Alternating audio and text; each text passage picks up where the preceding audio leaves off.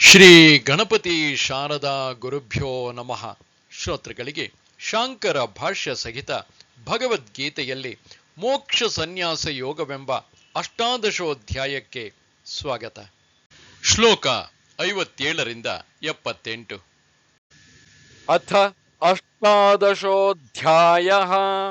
ಮೋಕ್ಷ ಸನ್ಯಾಸ ಯೋಗಃ.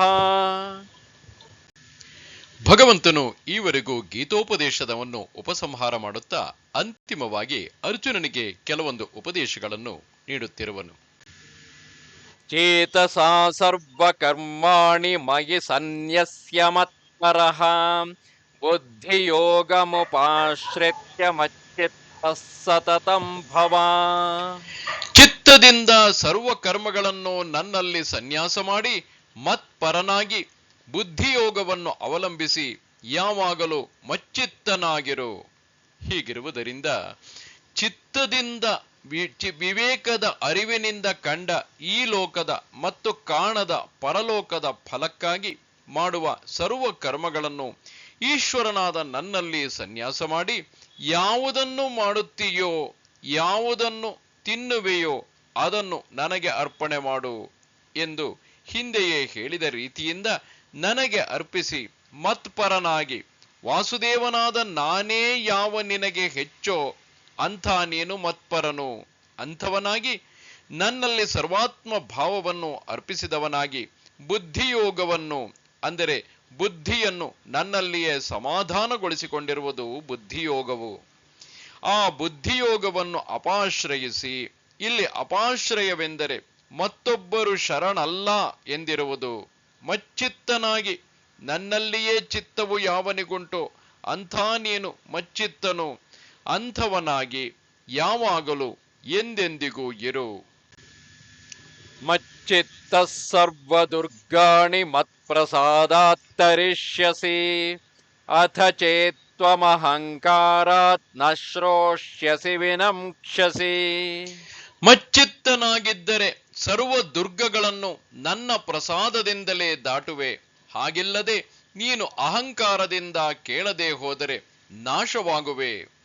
ಅಂದರೆ ನನ್ನಲ್ಲಿಯೇ ಚಿತ್ತವಿಟ್ಟವನಾದರೆ ಸರ್ವ ದುರ್ಗಗಳನ್ನು ದಾಟುವುದಕ್ಕೆ ಆಗದ ಸಂಸಾರ ಹೇತುಗಳ ಸಮೂಹಗಳೆಲ್ಲವನ್ನು ನನ್ನ ಪ್ರಸಾದದಿಂದ ದಾಟುವೆ, ಮೀರಿ ಹೋಗುವೆ.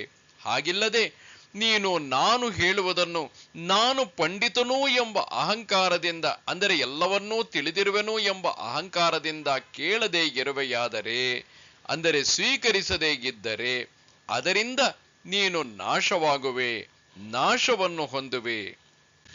ನಾನು ಸ್ವತಂತ್ರನು, ಮತ್ತೊಬ್ಬರು ಹೇಳಿದ್ದನ್ನು ಏತಕ್ಕಾಗಿ ಮಾಡಲಿ ಎಂದು ಈ ರೀತಿಯಾಗಿಯೂ ನೀನು ಭಾವಿಸಬಾರದು. ಯದಹಂಕಾರಮಾಶ್ರಿತ್ಯ ನಯೋತ್ಸ್ಯ ಇತಿ ಮನ್ಯಸೆ ಮಿಥ್ಯೈಷ ವ್ಯವಸಾಯಸ್ತೆ ಪ್ರಕೃತಿಸ್ತ್ವಾಂ ನಿಯೋಕ್ಷ್ಯತಿ. ಅಹಂಕಾರವನ್ನು ಆಶ್ರಯಿಸಿ ಕಾದುವುದಿಲ್ಲ ಎಂದು ಎಣಿಸುವೆಯಾದರೆ ಆ ನಿನ್ನ ವ್ಯವಸಾಯವು ವ್ಯರ್ಥವು. ಪ್ರಕೃತಿಯು ನಿನ್ನನ್ನು ಕಟ್ಟು ಮಾಡುವುದು, ಅದಕ್ಕೆ ಬಂಧಿಸಿಡುವುದು.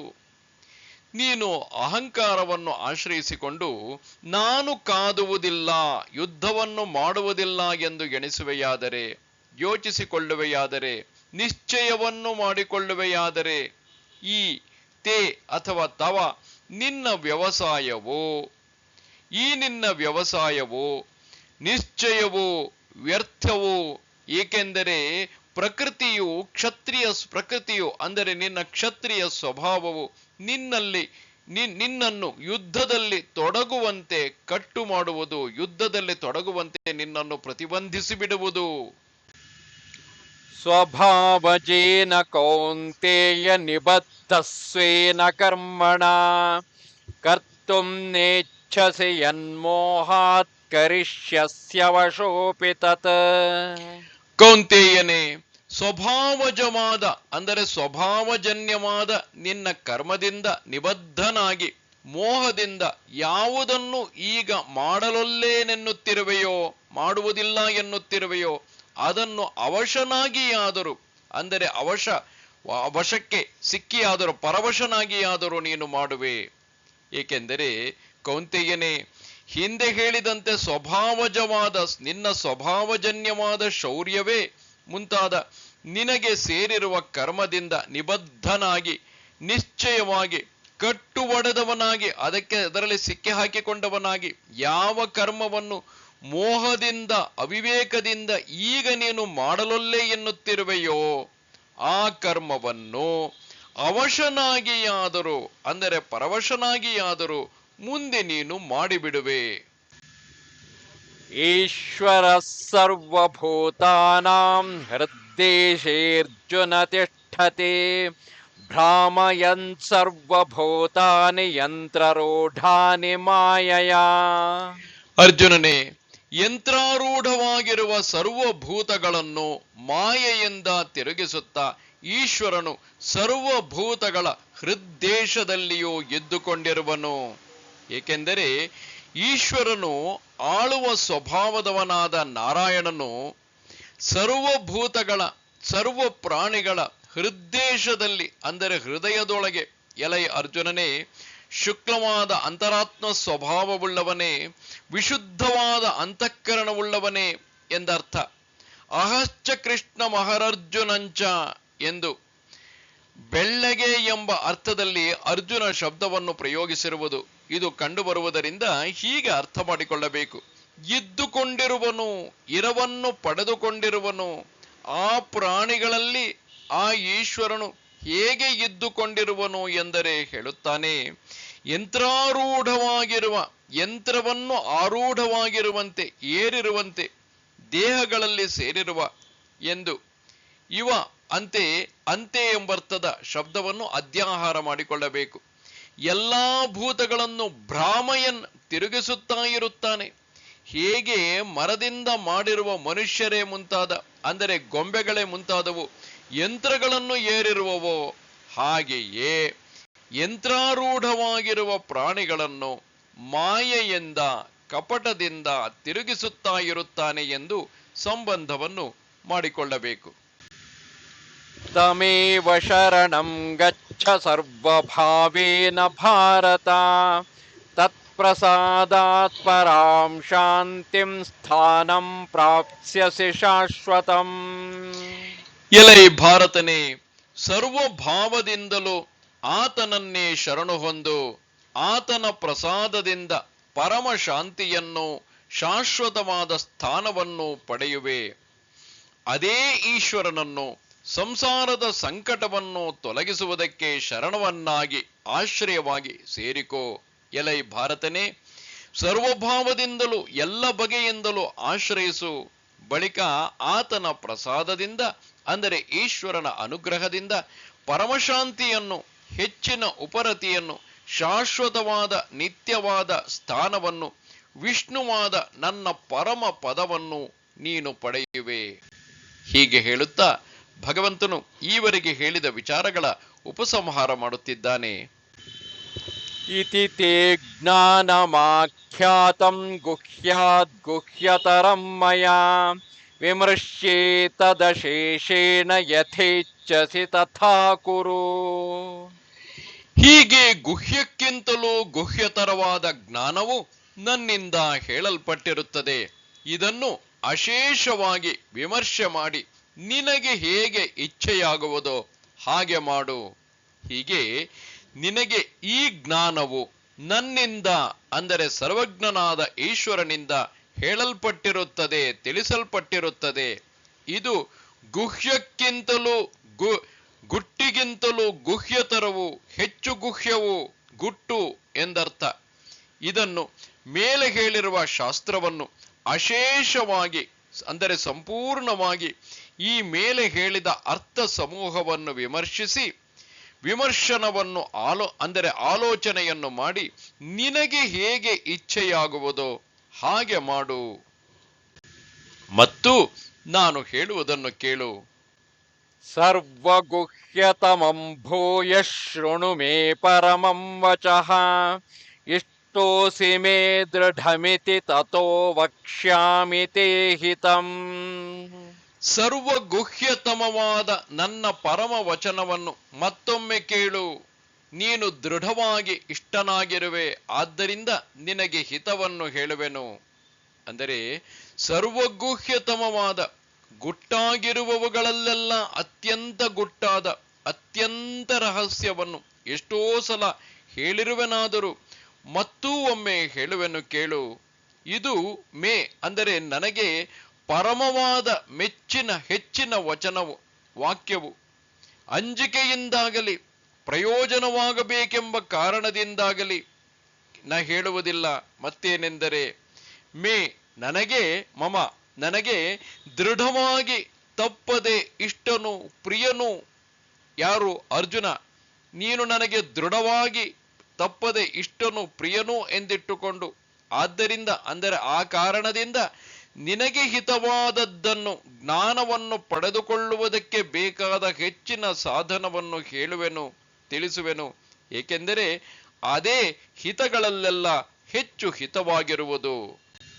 ಅದು ಯಾವುದು ಎಂದರೆ ಹೇಳುತ್ತಾನೆ, ಮನ್ಮನಾ ಭವ ಮದ್ಭಕ್ತಃ ಮದ್ಯಾಜೀ ಮಾಂ ನಮಸ್ಕುರು ಮಾಮೇ ವೈಶ್ಯಸಿ ಸತ್ಯಂ ತೇ ಪ್ರತಿಜಾನೇ ಪ್ರಿಯೋಸಿ ಮೇ.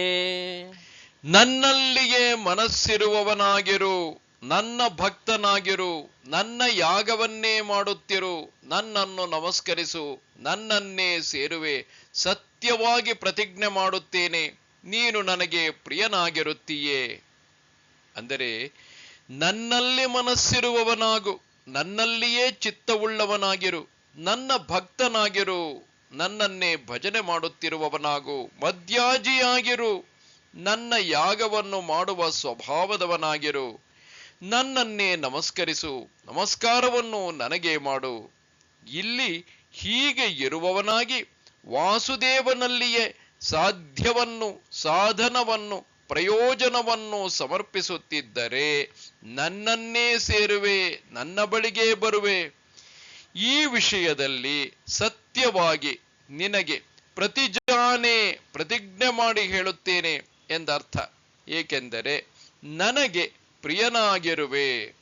ಈ ರೀತಿಯಲ್ಲಿ ಭಗವಂತನು ಸತ್ಯವಾಗಿ ಹೇಳಿರುತ್ತಾನೆಂದು ಅರಿತುಕೊಂಡು ಭಗವದ್ಭಕ್ತಿಗೆ ಮೋಕ್ಷ ಫಲವು ಅವಶ್ಯವಾಗಿ ಆಗಿಯೇ ತೀರುವುದೆಂದು ನಿಶ್ಚಯಿಸಿ ಭಗವಂತನನ್ನು ಶರಣು ಹೋಗುವುದೊಂದರಲ್ಲಿಯೇ ತತ್ಪರನಾಗಿರಬೇಕು ಎಂದು ವಾಕ್ಯಾರ್ಥವು. ಕರ್ಮಯೋಗ ನಿಷ್ಠೆಯ ಪರಮ ರಹಸ್ಯವಾದ ಈಶ್ವರ ಶರಣತ್ವವನ್ನು ಉಪಸಂಹಾರ ಮಾಡಿ ಇನ್ನು ಈಗ ಕರ್ಮಯೋಗ ನಿಷ್ಠೆಯ ಫಲವಾದ ಸರ್ವವೇದಾಂತಗಳಲ್ಲಿಯೂ ಹೇಳಿರುವ ಸಮ್ಯ ಜ್ಞಾನವನ್ನು ಹೇಳಬೇಕೆಂದು ಈ ವಾಕ್ಯವನ್ನು ಹೇಳಿರುತ್ತಾನೆ. ಸರ್ವಧರ್ಮಾನ್ ಪರಿತ್ಯಜ್ಯ ಮಾಮೇಕಂ ಶರಣಂ ವ್ರಜ ಅಹಂ ತ್ವಾ ಸರ್ವ ಪಾಪೇಭ್ಯಃ ಮೋಕ್ಷಯಿಷ್ಯಾಮಿ ಮಾ ಶುಚಃ. ಸರ್ವ ಧರ್ಮಗಳನ್ನು ಬಿಟ್ಟು ನನ್ನನ್ನೊಬ್ಬನನ್ನೇ ಶರಣು ಹೊಂದು, ನಾನು ನಿನ್ನನ್ನು ಸರ್ವ ಪಾಪಗಳಿಂದಲೂ ಬಿಡುಗಡೆ ಮಾಡಿಸುವೆನು, ಶೋಕಿಸಬೇಡ. ಸರ್ವಧರ್ಮಗಳನ್ನು, ಇಲ್ಲಿ ಸರ್ವಧರ್ಮಗಳು ಅಂದರೆ ಎಲ್ಲಾ ಧರ್ಮಗಳು ಅವನ್ನು ಎಂದರ್ಥ. ಇಲ್ಲಿ ಧರ್ಮವೆಂಬ ಮಾತಿನಿಂದ ಅಧರ್ಮವನ್ನೂ ಕೂಡ ತೆಗೆದುಕೊಳ್ಳಬೇಕು. ಏಕೆಂದರೆ ಇಲ್ಲಿ ನೈಷ್ಕರ್ಮ್ಯವನ್ನು ಹೇಳಬೇಕೆಂದು ಹೊರಟಿರುತ್ತದೆ. ಕೆಟ್ಟ ನಡತೆಯನ್ನು ಬಿಟ್ಟವನಲ್ಲದವನು ಪ್ರಜ್ಞಾನದಿಂದ ಆ ಆತ್ಮನನ್ನು ಪಡೆಯಲಾರನು. ಧರ್ಮವನ್ನು ಬಿಡು, ಜೊತೆಗೆ ಅಧರ್ಮವನ್ನೂ ಬಿಡು ಮುಂತಾದ ಶ್ರುತಿ ಸ್ಮೃತಿಗಳು ಇದಕ್ಕೆ ಆಧಾರವು. ಹೀಗೆ ಸರ್ವಧರ್ಮಗಳನ್ನೂ ಬಿಟ್ಟು ಅಂದರೆ ಸರ್ವ ಕರ್ಮಗಳನ್ನೂ ಸನ್ಯಾಸ ಮಾಡಿ ಎಂದು ಅಭಿಪ್ರಾಯ. ನನ್ನೊಬ್ಬನನ್ನೇ ಸರ್ವರ ಆತ್ಮನು, ಎಲ್ಲರಲ್ಲಿಯೂ ಸಮನು, ಸರ್ವಭೂತಗಳಲ್ಲಿಯೂ ಇರುವವನು, ಈಶ್ವರನು, ಅಚ್ಯುತನು, ಗರ್ಭ ಜನ್ಮ ಮುಪ್ಪು ಸಾವು ಇವುಗಳಿಲ್ಲದವನೂ ಆಗಿರುವ ನನ್ನೊಬ್ಬನನ್ನೇ, ನಾನೇ ಆತನು ಎಂದು ಶರಣವನ್ನು ಹೊಂದು, ನನಗಿಂತ ಬೇರೆ ಯಾವುದೂ ಇಲ್ಲ ಎಂದು ನಿಶ್ಚಯಿಸಿಕೋ ಎಂದು ಅರ್ಥ. ಹೀಗೆ ಬುದ್ಧಿಯಲ್ಲಿ ನಿಶ್ಚಯಿಸಿಕೊಂಡಿರುವ ತ್ವಾ ಅಥವಾ ತ್ವಾಂ, ನಿನ್ನನ್ನು ನಾನು ಸರ್ವ ಪಾಪಗಳಿಂದಲೂ ಎಲ್ಲಾ ಧರ್ಮಗಳ ಮತ್ತು ಅಧರ್ಮಗಳ ಬಂಧನ ರೂಪವಾದ ಎಲ್ಲ ಪಾಪಗಳಿಂದಲೂ ನಿನ್ನ ಆತ್ಮಸ್ವರೂಪವನ್ನು ಬೆಳಗಿಸಿಕೊಡುವುದರಿಂದ ಬಿಡುಗಡೆ ಮಾಡಿಸುವೆನು. ಅವರ ಆತ್ಮಭಾವಸ್ಥನಾಗಿ ಬೆಳಗುವ ಜ್ಞಾನ ದೀಪದಿಂದ ಅಜ್ಞಾನಜನ್ಯವಾದ ತಮಸ್ಸನ್ನು ನಾಶಗೊಳಿಸುವೆನು ಎಂದು ಈಗಾಗಲೇ ಈ ಹಿಂದೆಯೂ ಹೇಳಿಯೇ ಇರುತ್ತದೆ. ಆದ್ದರಿಂದ ಶೋಕಿಸಬೇಡ, ಶೋಕವನ್ನು ಮಾಡಬೇಡ ಎಂದು ಅರ್ಥ. ಈಗ ಶಂಕರರು ಗೀತಾರ್ಥದ ವಿಷಯವಾಗಿ ಕೆಲವೊಂದಷ್ಟು ಸಂಶಯಗಳಿಗೆ ಪರಿಹಾರವನ್ನು ಸೂಚಿಸುತ್ತಿರುವರು. ಸಂಶಯ: ಈ ಗೀತಾಶಾಸ್ತ್ರದಲ್ಲಿ ಪರಮ ನಿಶ್ರೇಯಸಕ್ಕೆ ಸಾಧನವೆಂದು ನಿಶ್ಚಯವಾದದ್ದು ಜ್ಞಾನವೋ ಅಥವಾ ಕರ್ಮವೋ ಅಥವಾ ಈ ಎರಡೂ ಸೇರಿದ್ದೋ? ಪ್ರಶ್ನೆ: ಈ ಸಂಶಯವು ಯಾವುದರಿಂದ ಬಂತು? ಇದಕ್ಕೆ ಉತ್ತರವೆಂದರೆ, ಇದನ್ನು ಅರಿತರೆ ಅಮೃತವನ್ನು ಹೊಂದುತ್ತಾನೆ. 13ನೇ ಅಧ್ಯಾಯದಲ್ಲಿ ಹೇಳಿದಂತೆ, ಅದರಿಂದ ನನ್ನನ್ನು ತತ್ವದಿಂದ ಅರಿತುಕೊಂಡು ಅನಂತರದಲ್ಲಿಯೇ ನನ್ನನ್ನು ಪ್ರವೇಶಿಸುತ್ತಾನೆ. 18ನೇ ಅಧ್ಯಾಯದಲ್ಲಿ ಹೇಳಿದಂತೆ ಮುಂತಾದ ವಾಕ್ಯಗಳು ಬರಿಯ ಜ್ಞಾನದಿಂದ ನಿಶ್ರೇಯಸವು ದೊರೆಯುವುದೆಂದು ತಿಳಿಸುತ್ತವೆ. ನಿನಗೆ ಕರ್ಮದಲ್ಲಿಯೇ ಅಧಿಕಾರವು ಎಂದು 2ನೇ ಅಧ್ಯಾಯದಲ್ಲಿ ಹೇಳಿದಂತೆ, ಕರ್ಮವನ್ನೇ ಮಾಡು ಎಂದು ಮತ್ತೆ 4ನೇ ಅಧ್ಯಾಯದಲ್ಲಿ ಹೇಳಿದಂತೆ ಎಂಬಿವೆ ಮುಂತಾದವು ಕರ್ಮಗಳನ್ನು ಅವಶ್ಯಕವಾಗಿ ಮಾಡಬೇಕೆಂದು ತಿಳಿಸುತ್ತವೆ. ಹೀಗೆ ಜ್ಞಾನ ಮತ್ತು ಕರ್ಮಗಳೆರಡನ್ನು ಮಾಡತಕ್ಕದ್ದೆಂದು ಹೇಳಿರುವುದರಿಂದ ಇವೆರಡನ್ನೂ ಸೇರಿಸಿ ಮಾಡುವುದು, ಜ್ಞಾನ ಕರ್ಮಗಳೆರಡನ್ನೂ ಸೇರಿಸಿ ಮಾಡುವುದು ನಿಶ್ರೇಯಸಕ್ಕೆ ಕಾರಣವಾಗಿರಬಹುದು ಎಂದು ಯಾವನಾದರೊಬ್ಬನಿಗೆ ಸಂಶಯ ಉಂಟಾಗಬಹುದು. ಇಲ್ಲಿ ಪ್ರಶ್ನೆಗೆಂದರೆ, ಇನ್ನು ಈ ವಿಷಯದಲ್ಲಿ ವಿಚಾರ ಮಾಡಿದ್ದರಿಂದ ಆಗುವ ಫಲವು ಯಾವುದು? ಇದಕ್ಕೆ ಉತ್ತರ: ಇವುಗಳಲ್ಲಿ ಇಂಥದ್ದೊಂದು ಪರಮನೀಯ ಶ್ರೇಯಸಕ್ಕೆ ಸಾಧನವು ಎಂದು ಗೊತ್ತುಪಡಿಸುವುದು, ಜ್ಞಾನ ಮತ್ತು ಕರ್ಮಗಳಲ್ಲಿ ಇಂಥದ್ದೊಂದು ಪರಮ ನಿಶ್ರೇಯಸಕ್ಕೆ ಸಾಧನವು ಎಂದು ಗೊತ್ತುಪಡಿಸುವುದು ಎಂಬುದೇ ಅಲ್ಲವೇ ಪ್ರಯೋಜನವು?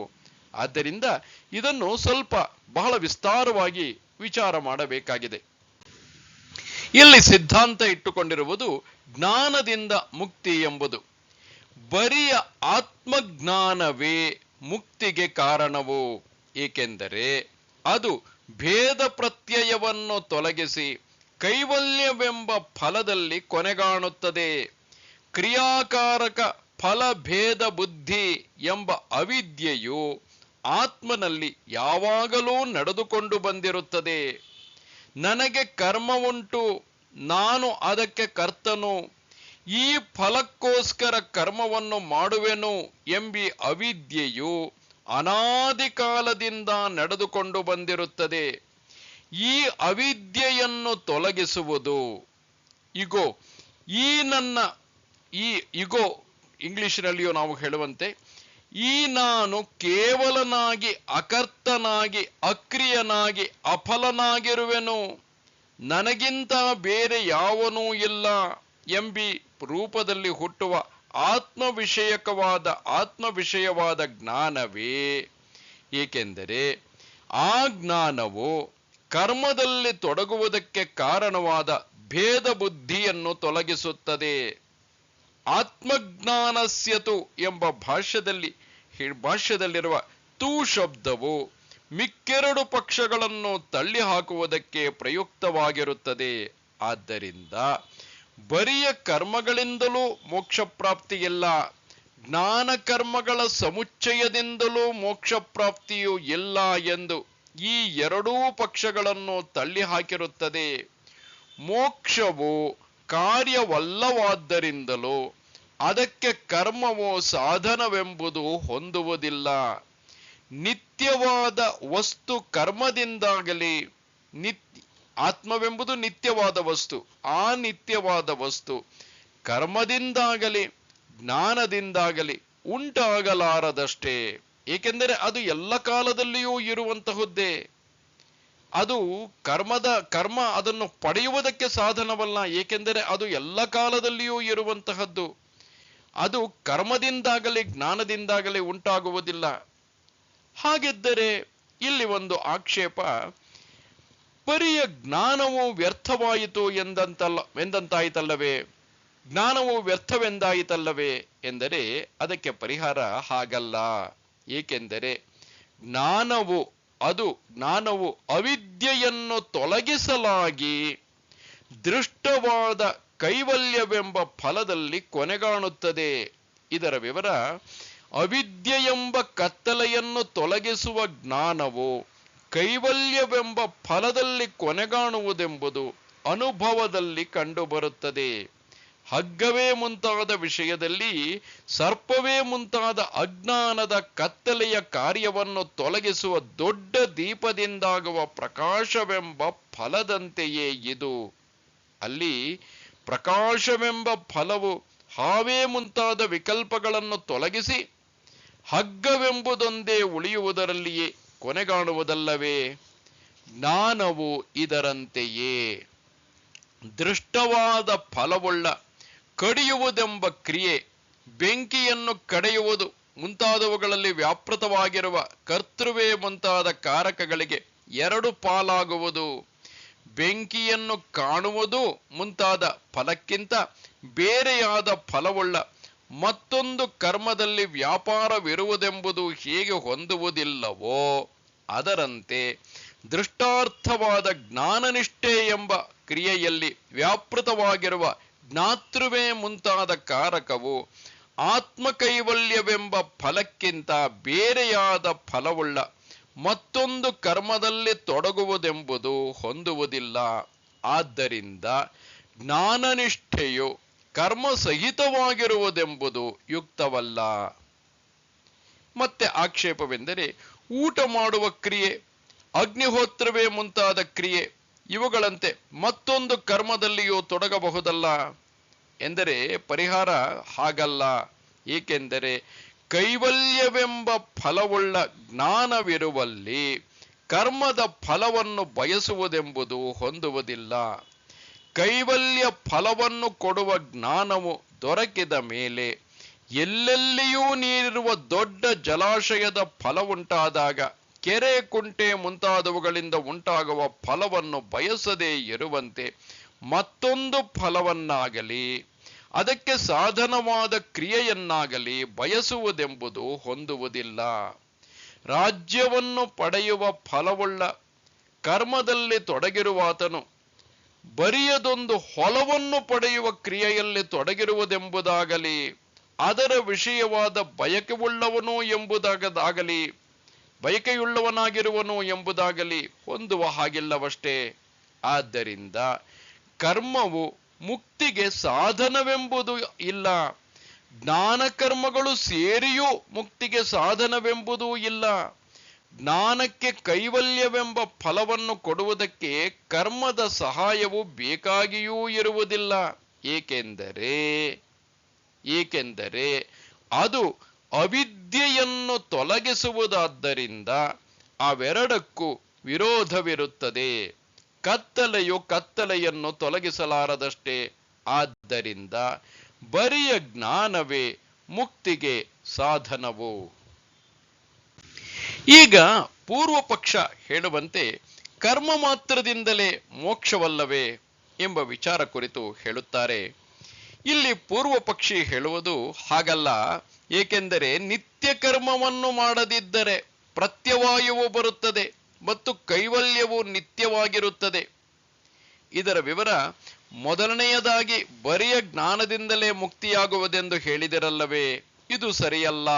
ಏಕೆಂದರೆ ಶ್ರುತಿಯಲ್ಲಿ ಹೇಳಿರುವ ನಿತ್ಯ ಕರ್ಮಗಳನ್ನು ಮಾಡದೇ ಇದ್ದರೆ ನರಕವೇ ಮುಂತಾದದ್ದನ್ನು ಪಡೆಯುವುದೆಂಬ ಪ್ರತ್ಯವಾಯ ಉಂಟಾಗುತ್ತದೆ. ಇದಕ್ಕೆ ಸಿದ್ಧಾಂತಿ ಹೇಳುವುದೇನೆಂದರೆ, ಹಾಗಾದರೆ ಕರ್ಮಗಳಿಂದ ಮೋಕ್ಷವಾಗುವುದಿಲ್ಲವಾಗಿ ಮೋಕ್ಷವು ಆಗುವುದೇ ಇಲ್ಲ ಎಂದಂತಾಯಿತಲ್ಲ ಎಂದರೆ, ಆಗ ಪೂರ್ವ ಪಕ್ಷಿ ಮತ್ತೆ ಹೇಳುತ್ತಾರೆ, ಈ ದೋಷವು ನಮ್ಮ ಪಕ್ಷದಲ್ಲಿಲ್ಲ. ಏಕೆಂದರೆ ಮೋಕ್ಷವು ನಿತ್ಯವಾಗಿರುತ್ತದೆ. ನಿತ್ಯ ಕರ್ಮಗಳನ್ನು ಮಾಡುವುದರಿಂದ ಪ್ರತ್ಯವಾಯುವು ಒದಗುವುದಿಲ್ಲ. ಪ್ರತಿಷಿದ್ಧ ಕರ್ಮಗಳನ್ನು ಮಾಡದೇ ಇರುವುದರಿಂದ ಬೇಡದ ಶರೀರವು ಉಂಟಾಗುವ ಹಾಗಿಲ್ಲ. ಮತ್ತು ಕಾಮ್ಯ ಕರ್ಮಗಳನ್ನು ಬಿಡುವುದರಿಂದ ಬೇಕಾದ ಶರೀರವು ಉಂಟಾಗುವ ಹಾಗಿಲ್ಲ. ಈಗ ಇರುವ ಶರೀರವನ್ನು ಉಂಟು ಮಾಡಿರುವ ಕರ್ಮವು ಫಲವನ್ನು ಅನುಭವಿಸುವುದರಿಂದ ಅದು ಸವೆದರೆ ಈ ಶರೀರವು ಬಿದ್ದ ಬಳಿಕ ಆತ್ಮನಿಗೆ ಮತ್ತೊಂದು ಶರೀರ ಉಂಟಾಗಲು ಯಾವ ಕಾರಣವೂ ಇಲ್ಲದ್ದರಿಂದ ರಾಗವೇ ಮುಂತಾದವುಗಳನ್ನು ಮಾಡದೇ ಇರುವುದರಿಂದ ತನ್ನ ರೂಪದಲ್ಲಿಯೇ ನಿಂತು ಬಿಡುವುದೆಂಬ ಕೈವಲ್ಯವು ಮತ್ತೆ ಯಾವ ಪ್ರಯತ್ನವೂ ಇಲ್ಲದೆ ಸಿದ್ಧವಾಗುತ್ತದೆ. ಈ ಕುರಿತಾಗಿ ಆಕ್ಷೇಪವೆಂದರೆ, ಕಳೆದು ಹೋಗಿರುವ ಬೇರೆಯ ಅನೇಕ ಜನ್ಮಗಳಲ್ಲಿ ಮಾಡಿರುವ ಸ್ವರ್ಗ ನರಕ ಮುಂತಾದವುಗಳನ್ನು ಪಡೆಯುವುದೆಂಬ ಫಲವುಳ್ಳ, ಇನ್ನು ತನ್ನ ಕಾರ್ಯವನ್ನು ಉಂಟು ಮಾಡದೇ ಇರುವ ಕರ್ಮವನ್ನು ಉಪಭೋಗಿಸುವುದು ಆಗಲಾರದ್ದರಿಂದ ಅದು ನಾಶವಾಗಲಾರದಲ್ಲ ಎಂದರೆ ಇದಕ್ಕೆ ಪರಿಹಾರ ಹಾಗಲ್ಲ. ಏಕೆಂದರೆ ನಿತ್ಯ ಕರ್ಮವನ್ನು ಮಾಡುವ ಆಯಾಸದಿಂದ ಆಗುವ ದುಃಖವನ್ನು ಅನುಭವಿಸುವುದೇ ಆ ಅನಾರಬ್ಧ ಕಾರ್ಯ, ಆ ಕರ್ಮದ ಫಲವನ್ನು ಉಪಭೋಗಿಸುವುದು. ನಿತ್ಯ ಕರ್ಮವನ್ನು ಮಾಡುವ ಆಯಾಸದಿಂದಾಗುವ ದುಃಖವನ್ನು ಅನುಭವಿಸುವುದೇ ಆ ಕರ್ಮದ ಫಲವನ್ನು ಉಪಭೋಗಿಸುವುದು ಎನ್ನಲಾಗಿದೆ. ಅಥವಾ ನಿತ್ಯ ಕರ್ಮಗಳನ್ನು ಪ್ರಾಯಶ್ಚಿತ್ತ ಕರ್ಮಗಳಂತೆ ಹಿಂದೆ ಕೂಡಿ ಹಾಕಿರುವ ಪಾಪಗಳನ್ನು ಸವಯಿಸುವುದಕ್ಕೆ ಉಪಯುಕ್ತವಾಗುತ್ತವೆ ಎಂದು ಹೇಳಬಹುದು. ಪ್ರಾರಬ್ಧ ಕರ್ಮಗಳನ್ನು ಉಪಭೋಗಿಸುವುದರಿಂದಲೇ ಅವು ಕ್ಷಯವಾಗುವುದರಿಂದ ಹೊಸ ಕರ್ಮಗಳನ್ನು ಮತ್ತೆ ಮಾಡದೇ ಇದ್ದರೆ ಕೈವಲ್ಯವು ಯಾವ ಯತ್ನವೂ ಇಲ್ಲದೆ ತಾನೇ ಸಿದ್ಧವಾಗುತ್ತದೆ. ಈಗ ಸಿದ್ಧಾಂತವು ಹೇಳುವಂತೆ ಕರ್ಮದಿಂದಲೇ ಮೋಕ್ಷವಾಗಲಾರದು. ಹಾಗಲ್ಲ. ಏಕೆಂದರೆ ಆತನನ್ನೇ ಅರಿತುಕೊಂಡರೆ ಅತಿ ಮೃತ್ಯುವನ್ನು ಹೊಂದುತ್ತಾನೆ, ಅದನ್ನು ಹೊಂದುವುದಕ್ಕೆ ಬೇರೆಯ ದಾರಿಯಿಲ್ಲ ಎಂಬ ಶ್ರುತಿವಾಕ್ಯದಂತೆ ಎಂದು ಮೋಕ್ಷಕ್ಕೆ ವಿದ್ಯೆಗಿಂತ ಬೇರೆಯ ಹಾದಿಯೂ ಇರುವುದಿಲ್ಲವೆಂದು ಶ್ರುತಿಯಿದೆ. ಚರ್ಮದಂತೆ ಆಕಾಶವನ್ನು ಸುತ್ತುವುದು ಹೇಗೆ ಸಾಧ್ಯವಾಗಲಾರದೋ ಹಾಗೆ ಜ್ಞಾನವಿಲ್ಲದೆ ಮೋಕ್ಷವಾಗಲಾರದು ಎಂದು ಅಜ್ಞಾನಿಗೆ ಮೋಕ್ಷವು ಅಸಂಭವವೆಂಬ ಶ್ರುತಿಯೂ ಇದೆ. ಜ್ಞಾನದಿಂದ ಕೈವಲ್ಯವನ್ನು ಹೊಂದುತ್ತಾನೆ ಎಂದು ಪುರಾಣ ಸ್ಮೃತಿಯೂ ಇದೆ. ಫಲವನ್ನುಂಟು ಮಾಡದೇ ಇರುವ ಪುಣ್ಯ ಕರ್ಮಗಳು ಕ್ಷಯವಾಗಲಾರವಾದ್ದರಿಂದಲೂ ಪೂರ್ವ ಪಕ್ಷವು ಸರಿಯಲ್ಲ. ಫಲವನ್ನು ಕೊಡದೇ ಇರುವ ಹಿಂದೆ ಮಾಡಿರುವ ಪಾಪಗಳು ಹೇಗೆ ಇರಬಹುದೋ ಹಾಗೆಯೇ ಫಲವನ್ನು ಕೊಡದೇ ಇರುವ ಪುಣ್ಯ ಕರ್ಮಗಳು ಇರಬಹುದಾಗಿದೆ. ಅವು ಮತ್ತೊಂದು ದೇಹವನ್ನು ಉಂಟು ಮಾಡದೆ ಸವೆಯಲಾರವಾದ್ದರಿಂದ ಮೋಕ್ಷವು ದೊರಕಲಾರದು. ಧರ್ಮಾಧರ್ಮಗಳಿಗೆ ಕಾರಣವಾಗಿರುವ ರಾಗ ದ್ವೇಷ ಮೋಹಗಳು ಆತ್ಮಜ್ಞಾನಕ್ಕಿಂತ ಬೇರೆಯಾದ ಯಾವ ಕಾರಣದಿಂದಲೂ ನಾಶವಾಗಲಾರವಾದ್ದರಿಂದ ಧರ್ಮಾಧರ್ಮಗಳು ನಾಶವಾಗಲಾರವು. ನಿತ್ಯ ಕರ್ಮಗಳಿಗೆ ಪುಣ್ಯಲೋಕವೆಂಬ ಫಲವಾಗುವುದೆಂದು ಶ್ರುತಿಯಲ್ಲಿ ಇರುವುದರಿಂದಲೂ ಸಕರ್ಮನಿಷ್ಠರಾದ ವರ್ಣಿಗಳು ಆಶ್ರಮಿಗಳು ಮತ್ತೆ ಹುಟ್ಟುವರು ಮುಂತಾಗಿ ಹೇಳುವ ಸ್ಮೃತಿ ಇರುವುದರಿಂದಲೂ ಕರ್ಮವು ಕ್ಷಯವಾಗಲಾರದು. ಹಾಗಿದ್ದರೆ ನಿತ್ಯ ಕರ್ಮಗಳ ಆಯಾಸವು ಕರ್ಮಾಂತರದ ಫಲವಲ್ಲ ಎಂದಾಗುತ್ತದೆಯಲ್ಲವೇ? ಆದರೆ ನಿತ್ಯ ಕರ್ಮಗಳು ದುಃಖರೂಪವಾಗಿರುವುದರಿಂದ ಅವು ಹಿಂದೆ ಮಾಡಿರುವ ಕೆಟ್ಟ ಕರ್ಮಗಳ ಫಲವೇ ಹೊರತು ಅವುಗಳಿಗೆ ತಮ್ಮ ಸ್ವರೂಪಕ್ಕಿಂತ ಬೇರೆಯಾದ ಯಾವ ಫಲವೂ ಇರುವುದಿಲ್ಲ. ಏಕೆಂದರೆ ಅವಕ್ಕೆ ಯಾವ ಫಲವನ್ನು ಶ್ರುತಿಯಲ್ಲಿ ಹೇಳಿಲ್ಲ ಮತ್ತು ಅವುಗಳನ್ನು ಜೀವಿಸಿರುವುದೇ ಮುಂತಾದ ನಿಮಿತ್ತವಾಗಿ ವಿಧಿಸಿರುತ್ತದೆ ಎಂದು ಯಾರೋ ಕೆಲವರು ಹೇಳುವರಷ್ಟೇ. ಅದು ಸರಿಯಲ್ಲ. ಏಕೆಂದರೆ ಫಲವನ್ನು ಕೊಡುವುದಕ್ಕೆ ಹೊರಡದೇ ಇರುವ ಕರ್ಮಗಳು ಫಲವನ್ನು ಕೊಡುವ ಸಂಭವವಿಲ್ಲ ಮತ್ತು ದುಃಖ ಫಲ ವಿಶೇಷವು ಅವುಗಳಿಗೆ ಸಂಭವಿಸುವುದಿಲ್ಲ. ಇದರ ವಿವರ: ಹಿಂದಿನ ಜನ್ಮಗಳಲ್ಲಿ ಮಾಡಿದ ಪಾಪ ಕರ್ಮಗಳಿಗೆ ಫಲವಾಗಿ ನಿತ್ಯ ಕರ್ಮವನ್ನು ಮಾಡುವ ಆಯಾಸದ ದುಃಖವು ಅನುಭವಕ್ಕೆ ಬರುತ್ತದೆ ಎಂದು ಹೇಳಿದಿರಲ್ಲ, ಅದು ಸರಿಯಲ್ಲ. ಏಕೆಂದರೆ ಸಾಯುವ ಕಾಲದಲ್ಲಿ ಫಲವನ್ನು ಕೊಡುವುದಕ್ಕೆ ಮೊಳಕೆಯಾಗದಿರುವ ಕರ್ಮದ ಫಲವು ಮತ್ತೊಂದು ಕರ್ಮದಿಂದ ಉಂಟಾಗಿರುವ ಜನ್ಮದಲ್ಲಿ ಉಪಭುಕ್ತವಾಗುತ್ತದೆ ಎಂಬುದು ಹೊಂದುವುದೇ ಇಲ್ಲ. ಹೀಗಲ್ಲದೆ ಹೋದರೆ ಸ್ವರ್ಗ ಫಲವನ್ನು ಅನುಭವಿಸುವುದಕ್ಕೆ ಅಗ್ನಿಹೋತ್ರವೇ ಮುಂತಾದ ಕರ್ಮಗಳಿಂದ ಉಂಟಾಗಿರುವ ಜನ್ಮದಲ್ಲಿ ನರಕ ಫಲವನ್ನು ಉಪಭೋಗಿಸುವುದು ಆಗಲಾರದು ಎಂಬುದು ಇಲ್ಲದೆ ಹೋಗಬೇಕು. ಆ ಪಾಪಕ್ಕೆ ಈ ದುಃಖ ವಿಶೇಷವೇ ಫಲವೆಂಬುದು ಹೊಂದುವುದಿಲ್ಲವಾದ್ದರಿಂದಲೂ ಹೀಗೆಂದು ತಿಳಿಯಬೇಕು. ಬೇರೆ ಬೇರೆಯ ದುಃಖಗಳನ್ನು ಉಂಟು ಮಾಡುವ ಫಲವುಳ್ಳ ಅನೇಕ ಪಾಪಗಳು ಇರಬಹುದಾದರೂ ಅವೆಲ್ಲಕ್ಕೂ ನಿತ್ಯ ಕರ್ಮವನ್ನು ಮಾಡುವ ಆಯಾಸದ ದುಃಖವೇ ಫಲವೆಂದು ಕಲ್ಪಿಸಿದರೆ ದ್ವಂದ್ವಗಳಿಂದಲೂ ರೋಗಾದಿಗಳಿಂದಲೂ ಆಗುವ ಸಂಕಟವು ಯಾವ ನಿಮಿತ್ತವೂ ಇಲ್ಲದೆ ಆಗುವುದೆಂದು, ನಿತ್ಯ ಕರ್ಮವನ್ನು ಮಾಡುವ ಆಯಾಸದ ದುಃಖವೇ ಹಿಂದೆ ಮಾಡಿರುವ ಪಾಪಗಳ ಫಲವು, ತಲೆಯ ಮೇಲೆ ಕಲ್ಲನ್ನು ಹೊರುವುದೇ ಮುಂತಾದದ್ದರಿಂದ ಆಗುವ ದುಃಖವು ಆ ಪಾಪಗಳ ಫಲವಲ್ಲ ಎಂದು ಕಲ್ಪಿಸುವುದಕ್ಕೆ ಆಗಲಾರದಷ್ಟೇ. ಮತ್ತು ನಿತ್ಯ ಕರ್ಮಗಳನ್ನು ಮಾಡುವುದರಿಂದ ಆಯಾಸದ ದುಃಖವು ಹಿಂದೆ ಮಾಡಿದ ಪಾಪಕರ್ಮಗಳ ಫಲವೆಂದು ನೀವು ಹೇಳುತ್ತಿರುವುದು ಅಪ್ರಕೃತವೂ ಆಗಿರುತ್ತದೆ. ಹೇಗೆಂದರೆ ಫಲವನ್ನು ಹಡೆಯದೆ ಇರುವ ಹಿಂದೆ ಮಾಡಿದ ಪಾಪವು ಕ್ಷಯವಾಗಲಾರದು ಎಂಬುದು ಪ್ರಕೃತದಲ್ಲಿ ನಮ್ಮ ಆಕ್ಷೇಪ. ಹೀಗಿರುವಲ್ಲಿ ಫಲವನ್ನು ಹಡೆದಿರುವ ಕರ್ಮದ ಫಲವು ನಿತ್ಯ ಕರ್ಮವನ್ನು ಮಾಡುವ ಆಯಾಸದ ದುಃಖವು ಎಂದು ನೀನು ಹೇಳುತ್ತಿರುವೆಯೇ ಹೊರತು ಫಲವನ್ನು ಹಡೆಯದೇ ಇರುವ ಕರ್ಮದ ಫಲವೆನ್ನುತ್ತಿಲ್ಲ. ಹಾಗಿಲ್ಲದೆ ಹಿಂದೆ ಮಾಡಿದ ಪಾಪವೆಲ್ಲವೂ ಫಲವನ್ನು ಹಡದೇ ಇರುತ್ತದೆ ಎಂದು ನೀನು ಎಣಿಸಿರುವೆಯಾದರೆ ಆಗ ನಿತ್ಯ ಕರ್ಮವನ್ನು ಮಾಡುವ ಆಯಾಸದ ದುಃಖ ಒಂದೇ ಅದರ ಫಲವೆಂದು ವಿಶೇಷ ರೂಪದಿಂದ ಹೇಳುವುದು ಸರಿಯಾಗುವುದಿಲ್ಲ. ಆ ಪಕ್ಷದಲ್ಲಿ ನಿತ್ಯ ಕರ್ಮವನ್ನು ಶ್ರುತಿಯಲ್ಲಿ ವಿಧಿಸಿರುವುದು ವ್ಯರ್ಥವೂ ಆಗುತ್ತದೆ. ಏಕೆಂದರೆ ಫಲವನ್ನು ಹಡೆದಿರುವ ಪಾಪಕರ್ಮವನ್ನು ಅನುಭವಿಸುವುದರಿಂದಲೇ ಅದು ಸವೆಯಬಹುದಾಗಿರುತ್ತದೆ. ಇದೂ ಅಲ್ಲದೆ ಶ್ರುತಿಯಲ್ಲಿ ಹೇಳಿರುವ ನಿತ್ಯ ಕರ್ಮಕ್ಕೆ ದುಃಖವು ಫಲವಾದರೆ ವ್ಯಾಯಾಮವೇ ಮುಂತಾದದ್ದರಿಂದ ಕಾಣಬರುವ ದುಃಖದಂತೆ ಅದು ನಿತ್ಯ ಕರ್ಮವನ್ನು ಮಾಡುವ ಆಯಾಸದಿಂದಲೇ ಕಂಡುಬರುತ್ತಿರುವಲ್ಲಿ ಅದೇ ಮತ್ತೊಂದು ಕರ್ಮದ ಫಲವು ಎಂದು ಕಲ್ಪಿಸುವುದು ಯುಕ್ತವಲ್ಲ. ಬದುಕಿರುವುದೇ ಮುಂತಾದ ನಿಮಿತ್ತವನ್ನಿಟ್ಟುಕೊಂಡು ನಿತ್ಯ ಕರ್ಮಗಳನ್ನು ವಿಧಿಸಿರುವುದರಿಂದ ಪ್ರಾಯಶ್ಚಿತ್ತಗಳಂತೆಯೇ ಇದು ಹಿಂದೆ ಮಾಡಿದ ಪಾಪಗಳ ಫಲವೆಂದು ಹೇಳುವುದು ಹೊಂದುವುದಿಲ್ಲ. ಯಾವ ಪಾಪಕರ್ಮವನ್ನು ನಿಮಿತ್ತವಾಗಿಟ್ಟುಕೊಂಡು ಯಾವ ಪ್ರಾಯಶ್ಚಿತ್ತವನ್ನು ವಿಧಿಸಿರುತ್ತದೆಯೋ ಆ ಪ್ರಾಯಶ್ಚಿತ್ತವು ಆ ಪಾಪದ ಫಲವಲ್ಲವೇ ಅಲ್ಲ. ಹಾಗಿಲ್ಲದೆ ಆ ನಿಮಿತ್ತವಾದ ಪಾಪದ ಪ್ರಾಯಶ್ಚಿತ್ತ ದುಃಖವು ಫಲವೇ ಎನ್ನುವುದಾದರೆ ಜೀವನಾದಿ ನಿಮಿತ್ತದಿಂದ ವಿಧಿಸಿರುವ ನಿತ್ಯ ಕರ್ಮವನ್ನು ಮಾಡುವ ಆಯಾಸದ ಆ ದುಃಖವು ಜೀವನವೇ ಮುಂತಾದ ನಿಮಿತ್ತದ ಫಲವೇ ಎಂದಾಗಬೇಕಾಗುವುದು.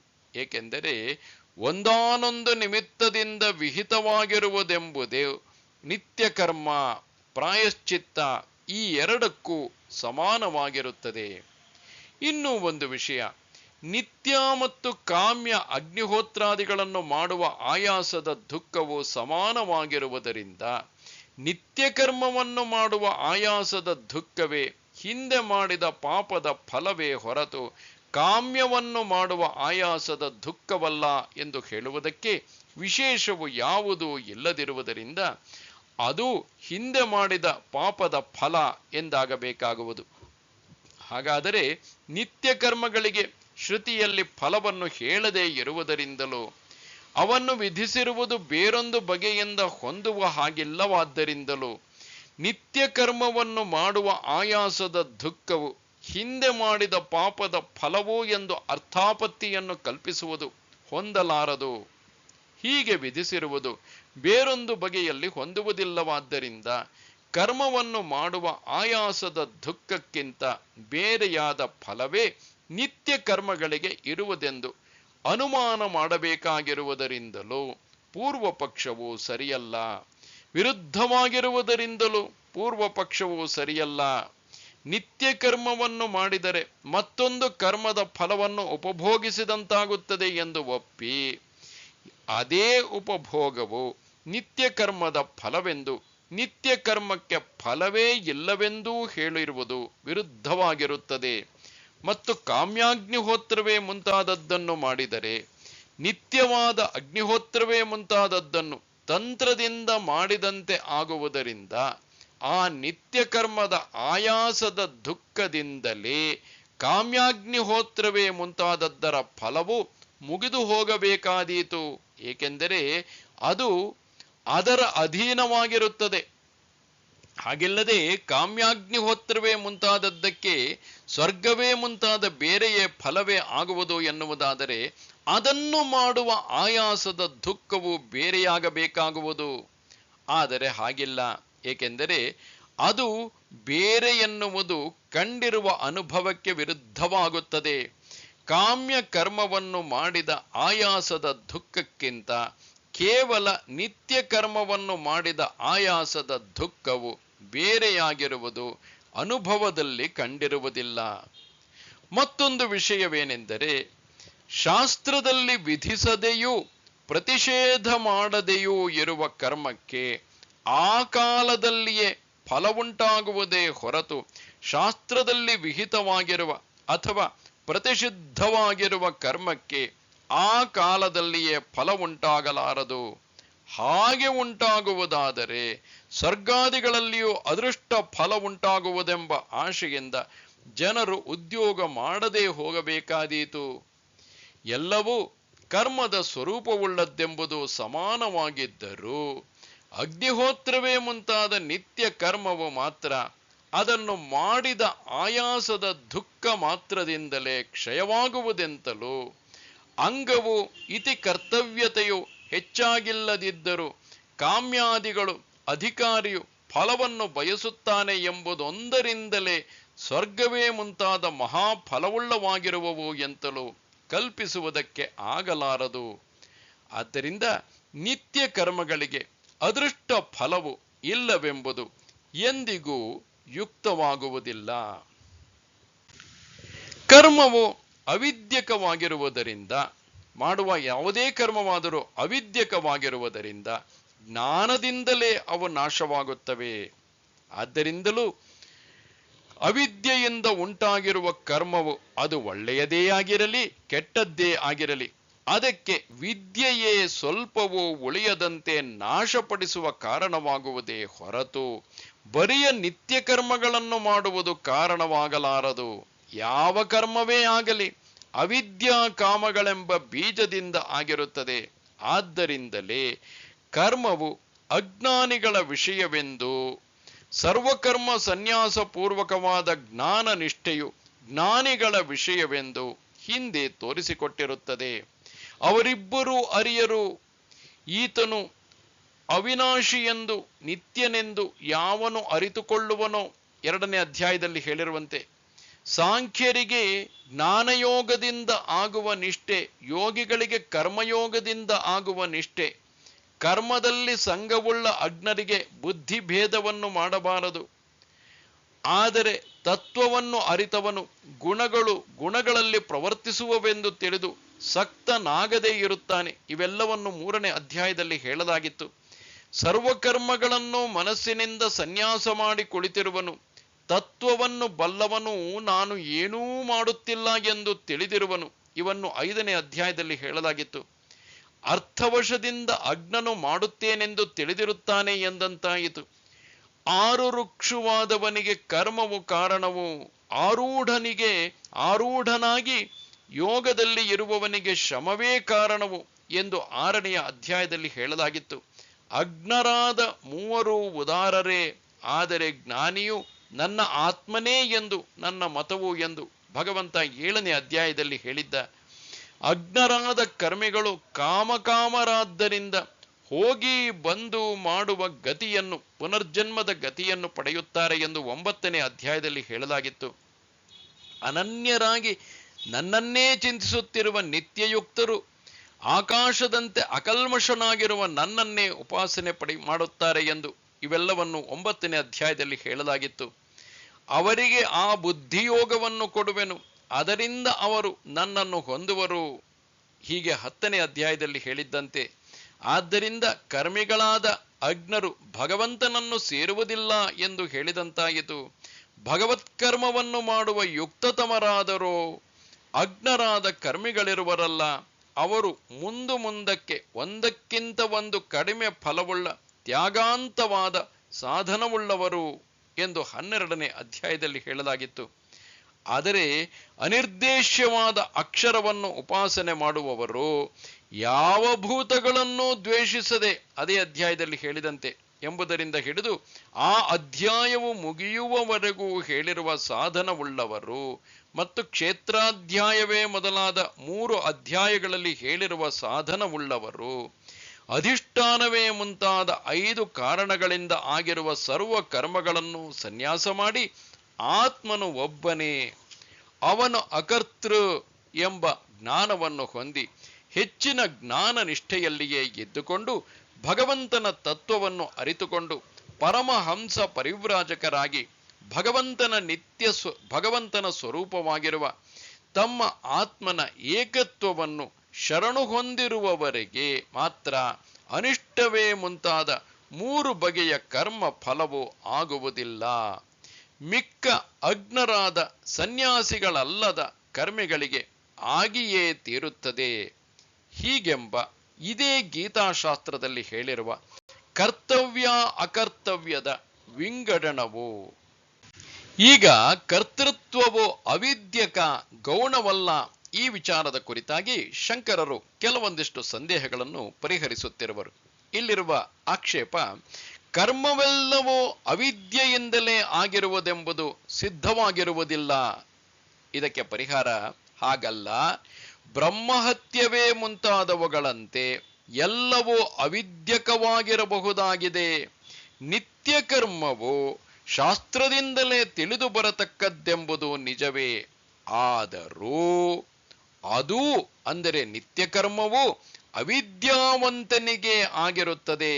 ಹೇಗೆ ಪ್ರತಿಷೇಧ ಶಾಸ್ತ್ರದಿಂದ ತಿಳಿದು ಬಂದಿರುವುದಾದರೂ ಬ್ರಹ್ಮಹತ್ಯೆಯೇ ಮುಂತಾದ ಕರ್ಮವು ಅನರ್ಥಕಾರಕವಾಗಿರುವುದರಿಂದ ಅವಿದ್ಯೆ, ಕಾಮ ಮುಂತಾದ ದೋಷಗಳುಳ್ಳವನಿಗೆ ಆಗುವುದೋ, ಹಾಗಿಲ್ಲದಿದ್ದರೆ ಅದರಲ್ಲಿ ಜನರು ತೊಡಗುವುದೆಂಬುದು ಹೊಂದಲಾರದೋ, ಅದರಂತೆಯೇ ನಿತ್ಯ ನೈಮಿತ್ತಿಕ ಕಾಮ್ಯ ಎಂಬ ಕರ್ಮಗಳು ಅವಿದ್ಯಾದೋಷವುಳ್ಳವರಿಗೆ ಆಗುತ್ತವೆ. ಇನ್ನೊಂದು ಆಕ್ಷೇಪವೆಂದರೆ, ದೇಹಕ್ಕಿಂತ ಬೇರೆಯಾದ ಆತ್ಮನನ್ನು ಅರಿತುಕೊಳ್ಳದೇ ಇದ್ದರೆ ನಿತ್ಯವೇ ಮುಂತಾದ ಕರ್ಮಗಳಲ್ಲಿ ತೊಡಗುವುದು ಹೊಂದುವ ಹಾಗಿಲ್ಲವಲ್ಲ ಎಂದರೆ ಪರಿಹಾರ, ಹಾಗಲ್ಲ. ಚಲನರೂಪವಾದ ಕರ್ಮವು ಅನಾತ್ಮ ಕರ್ತೃಕವಾಗಿದ್ದರೂ ನಾನು ಮಾಡುತ್ತಿದ್ದೇನೆ ಎಂದು ತೊಡಗುವುದು ಕಂಡುಬಂದಿದೆ. ಮತ್ತೊಂದು ಆಕ್ಷೇಪವೆಂದರೆ, ದೇಹವೇ ಮುಂತಾದವುಗಳ ಸಂಘಾತದಲ್ಲಿ ನಾನೆಂಬ ಅರಿವು ಗೌಣವೇ ಹೊರತು ಮಿಥ್ಯೆಯಲ್ಲ ಅಲ್ಲವೇ ಎಂದರೆ ಪರಿಹಾರ, ಹಾಗಲ್ಲ. ಅದು ನಿಜವಾದರೆ ಅದರ ಕಾರ್ಯಗಳು, ದೇಹದ ಕಾರ್ಯಗಳು ಗೌಣವೆಂದಾಗಬೇಕಾಗುವುದು. ಆಕ್ಷೇಪದ ವಿವರವನ್ನು ಮಾಡುತ್ತಾರೆ. ತನ್ನದಾಗಿರುವ ದೇಹಾದಿ ಸಂಘಾತದಲ್ಲಿ ನಾನೆಂಬ ಅರಿವು ಉಂಟಾಗುವುದರಿಂದ ಗೌಣವು. ನನ್ನ ಆತ್ಮನೇ ಪುತ್ರನೆಂಬುವನಾಗಿದ್ದೀಯೇ ಎಂದು ವೈದಿಕ ಪ್ರಯೋಗವಿದೆಯಲ್ಲವೇ? ಲೋಕದಲ್ಲಿಯೂ ಈ ಎತ್ತು ನನ್ನ ಪ್ರಾಣವೇ ಎನ್ನುವುದಿಲ್ಲವೇ? ಹಾಗೆಯೇ ಇದು ಮಿಥ್ಯಾ ಪ್ರತ್ಯಯವಲ್ಲವೇ? ಅಲ್ಲ. ಮಿಥ್ಯಾ ಪ್ರತ್ಯಯವಾದರೂ ಅದು ಇಂಥದ್ದೆಂದು ವಿಶೇಷವು ಗೊತ್ತಾಗದೇ ಇರುವ ಮೋಟುಮರ ಮನುಷ್ಯ ಇವರ ವಿಷಯದಲ್ಲಿ ಮಾತ್ರ ಆಗುತ್ತದೆ ಎಂದರೆ ಇದಕ್ಕೆ ಪರಿಹಾರ, ಹಾಗಲ್ಲ. ಗೌಣ ಪ್ರತ್ಯಯವು ಮುಖ್ಯ ಕಾರ್ಯವೆಂಬ ಪ್ರಯೋಜನವುಳ್ಳದ್ದಾಗಿರುವುದಿಲ್ಲ. ಏಕೆಂದರೆ ಗೌಣ ಪ್ರತ್ಯಯವನ್ನು ತಿಳಿಸುವ ವಾಕ್ಯದಲ್ಲಿ ಉಪಮಾನವನ್ನು ಹೇಳುವ ಮಾತು ಲೋಪವಾಗಿರುವುದರಿಂದ ಅದು ಆಯಾ ಆಶ್ರಯವಾದ ವಿಷಯವನ್ನು ಹೊಗಳುವುದಕ್ಕೆ ಬಂದಿರುತ್ತದೆ. ಏಕೆಂದರೆ ದೇವದತ್ತನು ಸಿಂಹವು, ಈ ಹುಡುಗನು ಅಗ್ನಿಯು ಎಂಬುದು ಸಿಂಹದಂತೆ ಬೆಂಕಿಯಂತೆ ಕ್ರೂರನಾಗಿರುವುದು, ಹಳದಿಯಾಗಿರುವುದು ಮುಂತಾದ ಹೋಲಿಕೆಯಿಂದ ದೇವದತ್ತ ಹುಡುಗ ಎಂಬ ಉಪಮೇಯ ವಿಷಯವನ್ನು ಹೊಗಳುವುದಕ್ಕೆ ಬಂದಿರುತ್ತದೆಯೇ ಹೊರತು ಸಿಂಹದ ಕಾರ್ಯವಾಗಲಿ ಬೆಂಕಿಯ ಕಾರ್ಯವಾಗಲಿ ಯಾವುದೊಂದು ಗೌಣ ಶಬ್ದ ಪ್ರತ್ಯಯಗಳ ಕಾರಣದಿಂದ ಆಗುವುದಿಲ್ಲ. ಆದರೆ ಮಿಥ್ಯಾಪ್ರತ್ಯಯದ ಕಾರ್ಯವಾದ ಅನರ್ಥವನ್ನಾದರೂ ಸ್ಫುಟವಾಗಿ ಅನುಭವಿಸುತ್ತಿರುತ್ತಾರೆ. ಇದಲ್ಲದೆ ಗೌಣ ಪ್ರತ್ಯಯಕ್ಕೆ ವಿಷಯವಾಗಿರುವ ಪದಾರ್ಥದ ಸ್ವರೂಪವನ್ನು ಈ ದೇವದತ್ತನು ಸಿಂಹವಲ್ಲ, ಆ ಹುಡುಗನು ಬೆಂಕಿಯಲ್ಲ ಎಂದು ತಿಳಿದುಕೊಂಡಿರುತ್ತಾರೆ. ಹಾಗೆ ದೇಹಾದಿ ಸಂಘಾತವೆಂಬ ಗೌಣಾತ್ಮನು ಮಾಡಿದ ಕರ್ಮವು ಮುಖ್ಯನಾದ ಆ ಅಹಂ ಪ್ರತ್ಯಯ ವಿಷಯನಾದ ಆತ್ಮನು ಮಾಡಿದ್ದು ಆಗಲಾರದು. ಗೌಣವಾದ ಸಿಂಹ, ಬೆಂಕಿ ಇವುಗಳು ಮಾಡಿದ ಕರ್ಮವು ಮುಖ್ಯವಾದ ಸಿಂಹ, ಬೆಂಕಿಗಳು ಮಾಡಿದ್ದಾಗಲಾರದಷ್ಟೇ. ಕ್ರೌರ್ಯದಿಂದಾಗಲಿ ಹಳದಿ ಬಣ್ಣದಿಂದಲಾಗಲಿ ಮುಖ್ಯ ಸಿಂಹ, ಅಗ್ನಿಗಳ ಕಾರ್ಯವು ಯಾವುದು ಆಗುವುದೂ ಇಲ್ಲ. ಏಕೆಂದರೆ ಆ ಸಿಂಹ, ಅಗ್ನಿ ಶಬ್ದಗಳು ಹೊಗಳುವುದರಲ್ಲಿಯೇ ಕೊನೆಗೊಂಡಿರುತ್ತವೆ. ಹೊಗಳಿಸಿಕೊಳ್ಳುವವರಿಗೂ ಕೂಡ ನಾನು ಸಿಂಹವಲ್ಲ, ನಾನು ಅಗ್ನಿಯಲ್ಲ, ಸಿಂಹವ ಕರ್ಮವು ನನ್ನದಲ್ಲ, ಬೆಂಕಿಯ ಕರ್ಮವು ನನ್ನದಲ್ಲ ಎಂಬುದು ತಿಳಿದಿರುತ್ತದೆ. ಅದರಂತೆಯೇ ದೇಹಾದಿಗಳಲ್ಲಿ ನಾನೆಂಬ ಅರಿವು ಗೌಣವಾದರೆ ಸಂಘಾತದ ಕರ್ಮವು ಮುಖ್ಯಾತ್ಮನಾದ ನನ್ನದಲ್ಲ ಎಂಬ ಅರಿವು ಉಂಟಾಗುವುದು ಹೆಚ್ಚು ಯುಕ್ತವಾದೀತೆ ಹೊರತು ನಾನು ಕರ್ತನು, ಕರ್ಮವು ನನ್ನದು ಎಂಬ ಅರಿವುಂಟಾಗುವುದು ಯುಕ್ತವಾಗಲಾರದು. ಮತ್ತು ತನ್ನದಾಗಿರುವ ಸ್ಮೃತಿ, ಇಚ್ಛೆ, ಪ್ರಯತ್ನ ಎಂಬ ಕರ್ಮ ಹೇತುಗಳಿಂದ ಆತ್ಮನು ಕರ್ಮವನ್ನು ನಿಜವಾಗಿ ಮಾಡುತ್ತಾನೆ ಎಂದು ಹೇಳುವರಲ್ಲ, ಅದು ಸರಿಯಲ್ಲ. ಏಕೆಂದರೆ ಅವು ಮಿಥ್ಯಾ ಪ್ರತ್ಯಯ ಪೂರ್ವಕವಾಗಿರುತ್ತವೆ. ಮಿಥ್ಯಾ ಪ್ರತ್ಯಯ ನಿಮಿತ್ತದಿಂದ ಬೇಕಾದ ಅಥವಾ ಬೇಕಿಲ್ಲದ ಕ್ರಿಯಾಫಲವನ್ನು ಅನುಭವಿಸಿದ್ದರಿಂದ ಉಂಟಾದ ಸಂಸ್ಕಾರದಿಂದಲೇ ಅಲ್ಲವೇ ಸ್ಮೃತಿ, ಇಚ್ಛೆ, ಪ್ರಯತ್ನ ಇವುಗಳು ಉಂಟಾಗುತ್ತವೆ.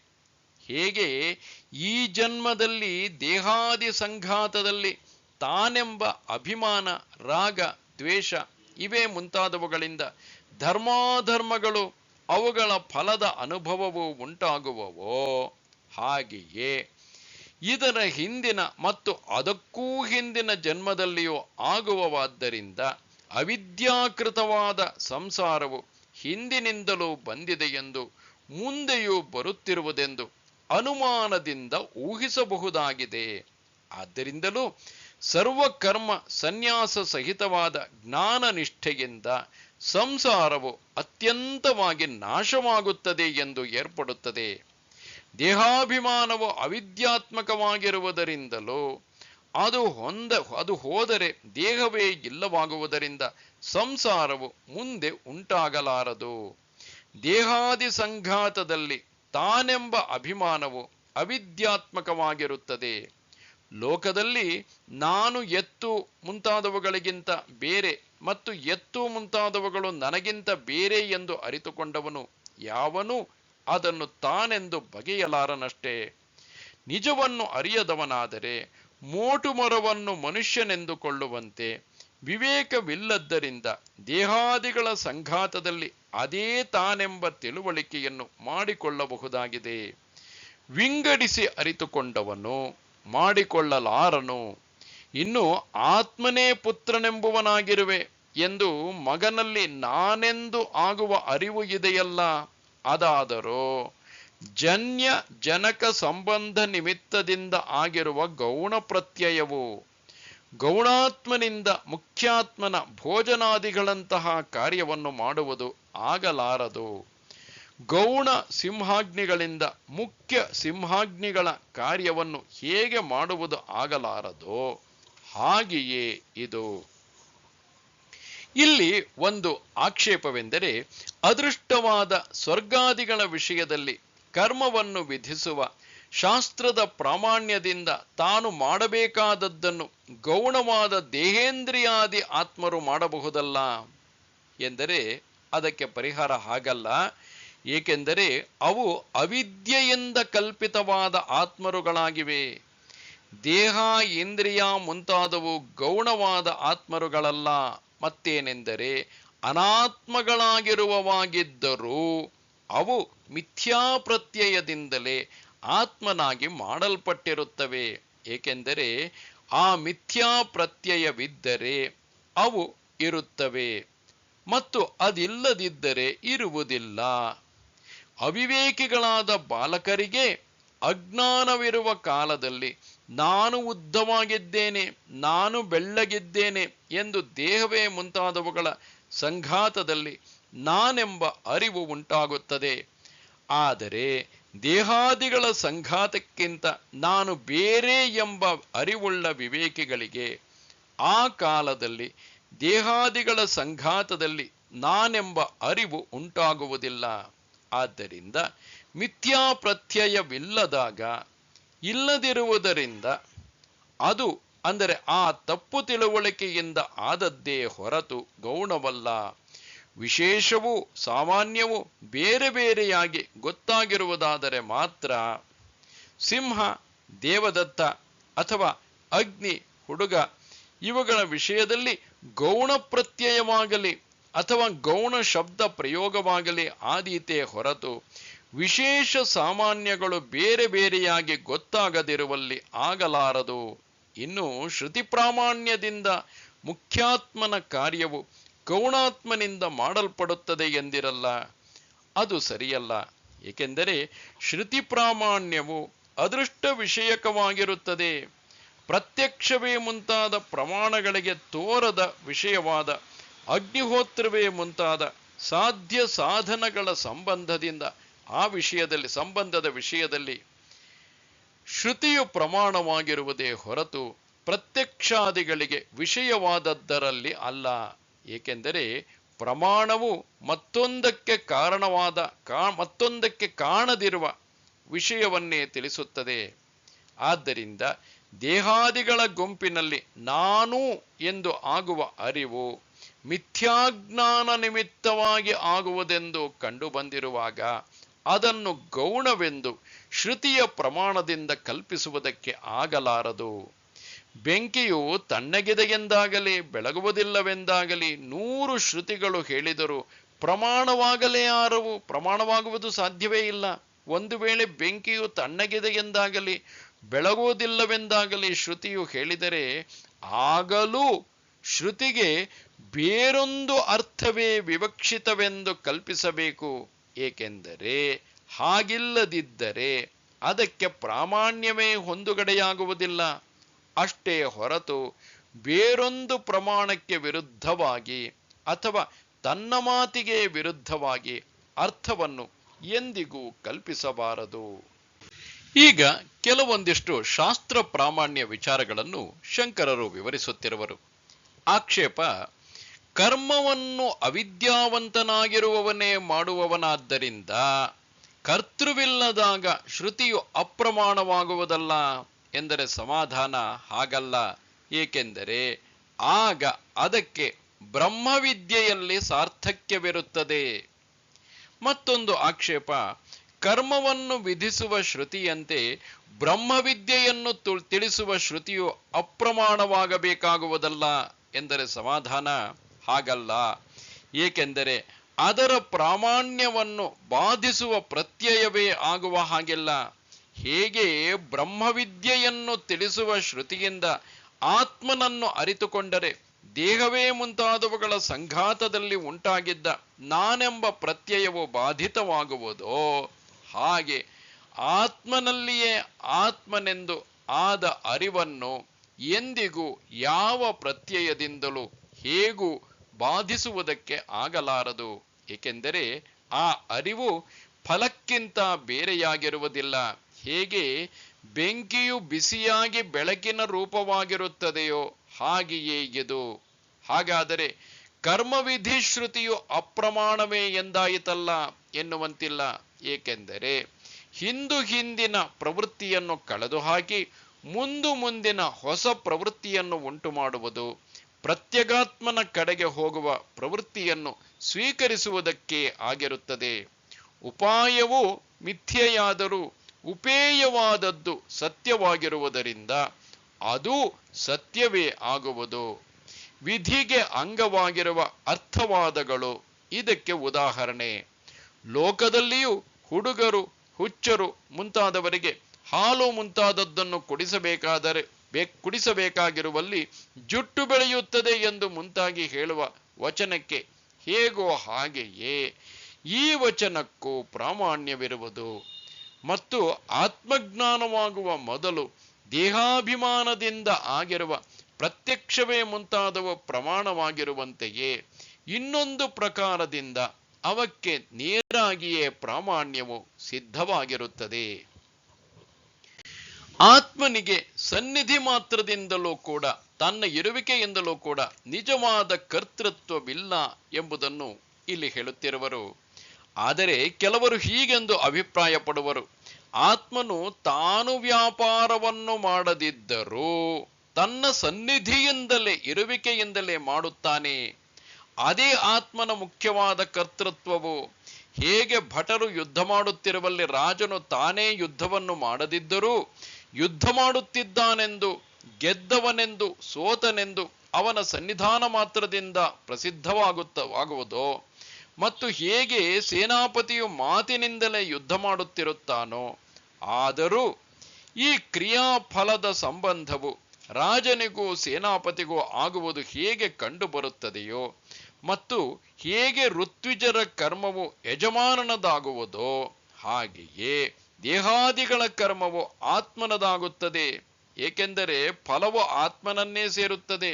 ಅಥವಾ ಇನ್ನೂ ಒಂದು ದೃಷ್ಟಾಂತ: ಹೇಗೆ ಅಯಸ್ಕಾಂತ ಶಿಲೆಯು ಕಬ್ಬಿಣವನ್ನು ತಿರುಗಿಸುವುದರಿಂದ ತಾನು ಯಾವ ವ್ಯಾಪಾರವನ್ನು ಮಾಡದಿದ್ದರೂ ಮುಖ್ಯವಾಗಿಯೇ ಅದಕ್ಕೆ ಕರ್ತೃತ್ವ ಉಂಟಾಗುವುದೋ, ಹಾಗೆಯೇ ಆತ್ಮನಿಗೂ ಉಂಟಾಗುತ್ತದೆ ಎಂದು ಅವರು ಅಭಿಪ್ರಾಯ ಪಡುತ್ತಾರಷ್ಟೇ. ಆದರೆ ಇದು ಸರಿಯಲ್ಲ. ಏಕೆಂದರೆ ಹೀಗಾದರೆ ಮಾಡದೇ ಇರುವುದಕ್ಕೂ ಕಾರಕತ್ವ ಉಂಟಾಗಬೇಕಾದೀತು. ಕಾರಕವು ಅನೇಕ ಪ್ರಕಾರವಾಗಿರಬಹುದು ಎಂದರೆ ಹಾಗಲ್ಲ. ಏಕೆಂದರೆ ರಾಜನೇ ಮುಂತಾದವರಲ್ಲಿ ಮುಖ್ಯ ಕರ್ತೃತ್ವವು ಕಂಡುಬರುತ್ತದೆ. ಮೊದಲನೆಯದಾಗಿ ರಾಜನು ತನ್ನ ವ್ಯಾಪಾರದಿಂದಲೂ ಯುದ್ಧವನ್ನು ಮಾಡುತ್ತಿರುತ್ತಾನೆ. ಯೋಧರನ್ನು ಯುದ್ಧ ಮಾಡುವಂತೆ ಪ್ರೇರಿಸುವುದು, ಅವರಿಗೆ ಹಣವನ್ನು ಕೊಡುವುದು, ಇವುಗಳಲ್ಲಿ ಅವನಿಗೆ ಮುಖ್ಯ ಕರ್ತೃತ್ವವೇ ಇರುತ್ತದೆ. ಹಾಗೂ ಗೆಲುವು ಸೋಲುಗಳನ್ನು ಅನುಭವಿಸುವುದರಲ್ಲಿಯೂ ಅವನಿಗೆ ಮುಖ್ಯ ಕರ್ತೃತ್ವವಿರುತ್ತದೆ. ಅದರಂತೆ ಯಜಮಾನನಿಗೂ ಪ್ರಧಾನ ಹೋಮವನ್ನು ಮಾಡುವುದು, ಋತ್ವಿಜರಿಗೆ ದಕ್ಷಿಣೆಯನ್ನು ಕೊಡುವುದು, ಇವುಗಳಲ್ಲಿ ಮುಖ್ಯ ಕರ್ತೃತ್ವವೇ ಇರುತ್ತದೆ. ಆದ್ದರಿಂದ ವ್ಯಾಪಾರವಿಲ್ಲದವನನ್ನು ಕರ್ತೃವೆಂದು ಕರೆಯುವುದಿದೆಯಲ್ಲ, ಅದು ಗೌಣವೆಂದು ನಿಶ್ಚಯವಾಯಿತು. ರಾಜ, ಯಜಮಾನ ಮುಂತಾದವರಿಗೆ ತಮ್ಮ ತಮ್ಮ ವ್ಯಾಪಾರ ರೂಪವಾದ ಮುಖ್ಯ ಕರ್ತೃತ್ವವಿರುವುದು ಕಂಡುಬಾರದೇ ಇದ್ದರೆ, ಆಗ ಬರಿಯ ಸನ್ನಿಧಿಯಿಂದಲೇ ಅಯಸ್ಕಾಂತಕ್ಕೆ ಕಬ್ಬಿಣವನ್ನು ತಿರುಗಿಸುವ ಕರ್ತೃತ್ವವಿರುವಂತೆ ಮುಖ್ಯ ಕರ್ತೃತ್ವವು ಅವರಿಗೂ ಇರುವುದೆಂದು ಕಲ್ಪಿಸಬಹುದಾಗಿತ್ತು. ಆದರೆ ಆ ಅಯಸ್ಕಾಂತಾದಿಗಳಂತೆ ರಾಜ, ಯಜಮಾನರೇ ಮುಂತಾದವರಲ್ಲಿ ಅವರವರ ವ್ಯಾಪಾರವು ಕಾಣಬರುವುದಿಲ್ಲ ಎಂದೇನೂ ಇಲ್ಲ. ಆದ್ದರಿಂದ ಸನ್ನಿಧಿ ಮಾತ್ರದಿಂದ ಆಗುವ ಕರ್ತೃತ್ವವು ಗೌಣವೇ. ಅದು ನಿಜವಾದರೆ ಆ ಕರ್ಮದ ಫಲ ಸಂಬಂಧವು ಗೌಣವೇ ಎಂದಾಗುವುದು. ಗೌಣದಿಂದ ಮುಖ್ಯದ ಕಾರ್ಯವು ಆಗುವುದೇ ಇಲ್ಲ. ಆದ್ದರಿಂದ ದೇಹವೇ ಮುಂತಾದವುಗಳ ವ್ಯಾಪಾರದಿಂದ ತಾನು ವ್ಯಾಪಾರವಿಲ್ಲದವನಾದರೂ ಆತ್ಮನು ಕರ್ತೃವು ಭೋಕ್ತೃವು ಆಗಿರಬಹುದೆಂದು ಹೇಳಿದ್ದು ಸರಿಯಲ್ಲ. ಆದರೆ ಇದೆಲ್ಲವೂ ಕನಸಿನಲ್ಲಿ ಅಥವಾ ಮಾಯೆಯಲ್ಲಿ ಆಗುವಂತೆ ಭ್ರಾಂತಿಯ ನಿಮಿತ್ತದಿಂದ ಆಗುವುದೆಂದರೆ ಹೊಂದುತ್ತದೆ. ದೇಹಾದಿಗಳೇ ತಾವೆಂಬ ಅರಿವಿನ ಭ್ರಾಂತಿ ಸಂತತಿಯು ಕಡಿದು ಹೋಗಿರುವ ಸುಷುಪ್ತಿ, ಸಮಾಧಿ ಮುಂತಾದ ಅವಸ್ಥೆಗಳಲ್ಲಿ ಕರ್ತೃತ್ವ ಭೋಕ್ತೃತ್ವವೇ ಮುಂತಾದ ಅನರ್ಥವು ಕಂಡುಬರುವುದೂ ಇಲ್ಲ. ಆದ್ದರಿಂದ ಈ ಸಂಸಾರ ಭ್ರಮೆಯು ಭ್ರಾಂತಿ ಪ್ರತ್ಯಯದ ನಿಮಿತ್ತದಿಂದಲೇ ಉಂಟಾಗಿರುತ್ತದೆಯೇ ಹೊರತು ಪರಮಾರ್ಥವಲ್ಲ. ಆದ್ದರಿಂದ ಇದು ಸರಿಯಾದ ತಿಳುವಳಿಕೆಯಿಂದ ಅತ್ಯಂತವಾಗಿ ನಾಶವಾಗುತ್ತದೆ ಎಂಬುದು ಸಿದ್ಧವಾಯಿತು. ಇನ್ನು ಶಾಸ್ತ್ರ ಸಂಪ್ರದಾಯ ವಿಧಿಗಳ ಕುರಿತಾಗಿ ಹೇಳುತ್ತಾರೆ. ಈ ಅಧ್ಯಾಯದಲ್ಲಿ, ಅದರಲ್ಲಿಯೂ ಈ ಅಧ್ಯಾಯದ ಕೊನೆಯಲ್ಲಿ ಶಾಸ್ತ್ರಾರ್ಥವು ದೃಢವಾಗಲೆಂದು ಗೀತಾಶಾಸ್ತ್ರವೆಲ್ಲವನ್ನೂ ಉಪಸಂಹಾರ ಮಾಡಿ, ಇನ್ನು ಈಗ ಭಗವಂತನು ಶಾಸ್ತ್ರ ಸಂಪ್ರದಾಯ ವಿಧಿಯನ್ನು ಹೇಳುತ್ತಾನೆ. ಇದಂ ತೇ ನಾ ತಪಸ್ಕಾಯ ನಾ ಭಕ್ತ್ಯಾಯ ಭಕ್ತಾಯ ಕದಾಚನ ನ ಚಾಶುಶ್ರೂಷವೇ ವಾಚ್ಯಂ ನ ಚ ಮಾಂ ಯೋಭ್ಯಸೂಯತಿ. ಇದನ್ನು ನಿನಗೆ ಹೇಳಿರುತ್ತೇನೆ. ಅತಪಸ್ಕನಿಗೆ ಇದನ್ನು ಹೇಳಬಾರದು, ಅಭಕ್ತನಿಗೆ ಎಂದಿಗೂ ಹೇಳಬಾರದು, ಅಶುಶ್ರೂಷುವಿಗೆ ಹೇಳಬಾರದು, ನನ್ನಲ್ಲಿ ಅಸೂಯೆ ಮಾಡುವವನಿಗೂ ಹೇಳಬಾರದು. ನಿನ್ನ ಹಿತಕ್ಕಾಗಿ, ಸಂಸಾರವು ನಾಶವಾಗುವುದಕ್ಕೋಸ್ಕರ ನಾನು ಹೇಳಿರುವ ಈ ಶಾಸ್ತ್ರವನ್ನು ಅತಪಸ್ಕನಿಗೆ, ಅಂದರೆ ತಪಸ್ಸಿಲ್ಲದವನಿಗೆ ಹೇಳತಕ್ಕದ್ದಲ್ಲ. ನವಾಚ್ಯಂ ಎಂದು ದೂರವಾಗಿರುವ ಮಾತಿಗೆ ಸಂಬದ್ಧವಾಗಿರುತ್ತದೆ.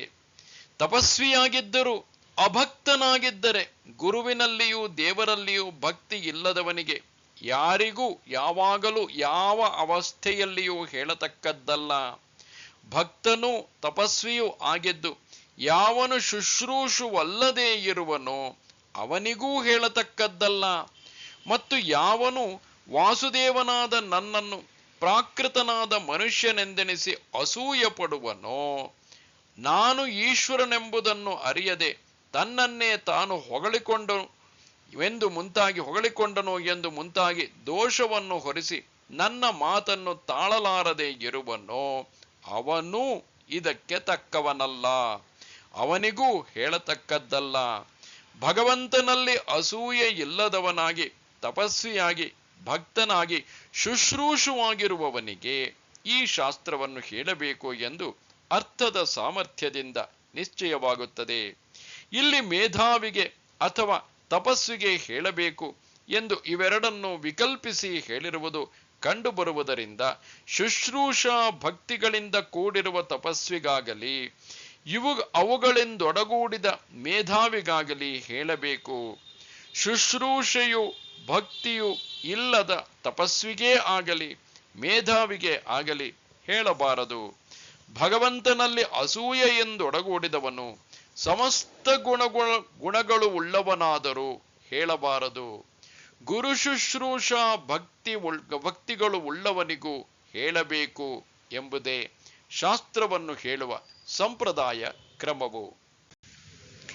ಇನ್ನು ಹೇಳುವವನಿಗೂ ಓದುವವನಿಗೂ ಕೇಳುವವನಿಗೂ ಯಾವ ರೀತಿಯ ಫಲವು ಉಂಟಾಗುತ್ತದೆ?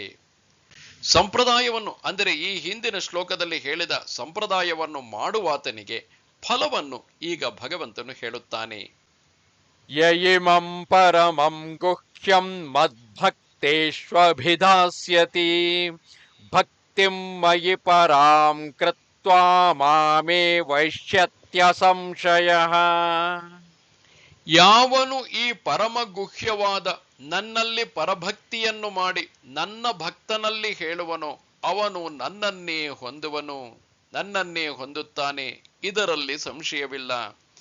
ಯಾವನು ಈ ಮೇಲೆ ಹೇಳಿರುವ ಹೆಚ್ಚಿನ ಮೋಕ್ಷ ಸಾಧನವಾದ ಕೇಶವಾರ್ಜುನರ ಸಂವಾದ ರೂಪವಾದ ಗ್ರಂಥವೆಂಬ ಗುಹ್ಯವನ್ನು, ರಹಸ್ಯವನ್ನು ನನ್ನ ಭಕ್ತರಲ್ಲಿ, ನನ್ನಲ್ಲಿ ಭಕ್ತಿ ಇರುವವರಲ್ಲಿ ಹೇಳುವನೋ, ತಿಳಿಸುವನೋ, ಗ್ರಂಥರೂಪದಿಂದಲೂ ಅರ್ಥರೂಪದಿಂದಲೂ ನಾನು ನಿನ್ನಲ್ಲಿ ಹೇಳಿ ನಿಲ್ಲಿಸಿರುವಂತೆ ಭಕ್ತರಲ್ಲಿ ನೆಲೆ ನಿಲ್ಲಿಸುತ್ತಾನೋ ಎಂದರ್ಥ.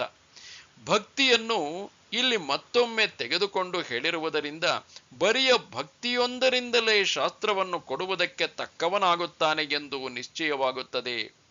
ಹೇಗೆ ಹೇಳುವನು ಎಂದರೆ, ಭಗವಂತನು ಹೇಳುತ್ತಾನೆ, ನನ್ನಲ್ಲಿ ಪರಭಕ್ತಿಯನ್ನು ಮಾಡಿ, ಎಂದರೆ ಪರಮಗುರುವಾದ ಅಚ್ಯುತ ಭಗವಂತನ ಸೇವೆಯನ್ನೇ ನಾನು ಮಾಡುತ್ತಿದ್ದೇನೆ ಎಂದು ಭಾವಿಸಿಕೊಂಡು ಎಂದರ್ಥ. ಹೀಗೆ ಯಾವನು ಈ ಸಂವಾದವನ್ನು ಭಕ್ತರಲ್ಲಿ ಹೇಳುವನೋ ಅವನಿಗೆ ಇದು ಫಲವೋ, ಅವನು ನನ್ನನ್ನೇ ಹೊಂದುತ್ತಾನೆ, ಮುಕ್ತನಾಗಿಯೇ ತೀರುತ್ತಾನೆ. ಈ ವಿಷಯದಲ್ಲಿ ಸಂಶಯವನ್ನು ಮಾಡತಕ್ಕದ್ದಲ್ಲ. ನ ಚ ತಸ್ಮಾನ್ ಮನುಷ್ಯೇಷು ಕಶ್ಚಿನ್ಮೇ ಪ್ರಿಯಕೃತ್ತಮಃ ಭವಿತಾ ನ ಚ ಮೇ ತಸ್ಮಾತ್ ಅನ್ಯಃ ಪ್ರಿಯತರೋ ಭುವಿ. ಮತ್ತು ಮನುಷ್ಯರಲ್ಲಿ ಅವನಿಗಿಂತಲೂ ನನಗೆ ಪ್ರಿಯವನ್ನು ಮಾಡುವವನು ಮತ್ತೆ ಯಾವನೂ ಇಲ್ಲ. ಅವನಿಗಿಂತ ನನಗೆ ಪ್ರಿಯತರನಾದವನು ಭೂಮಿಯ ಮೇಲೆ ಯಾವನೂ ಹುಟ್ಟುವುದೂ ಇಲ್ಲ.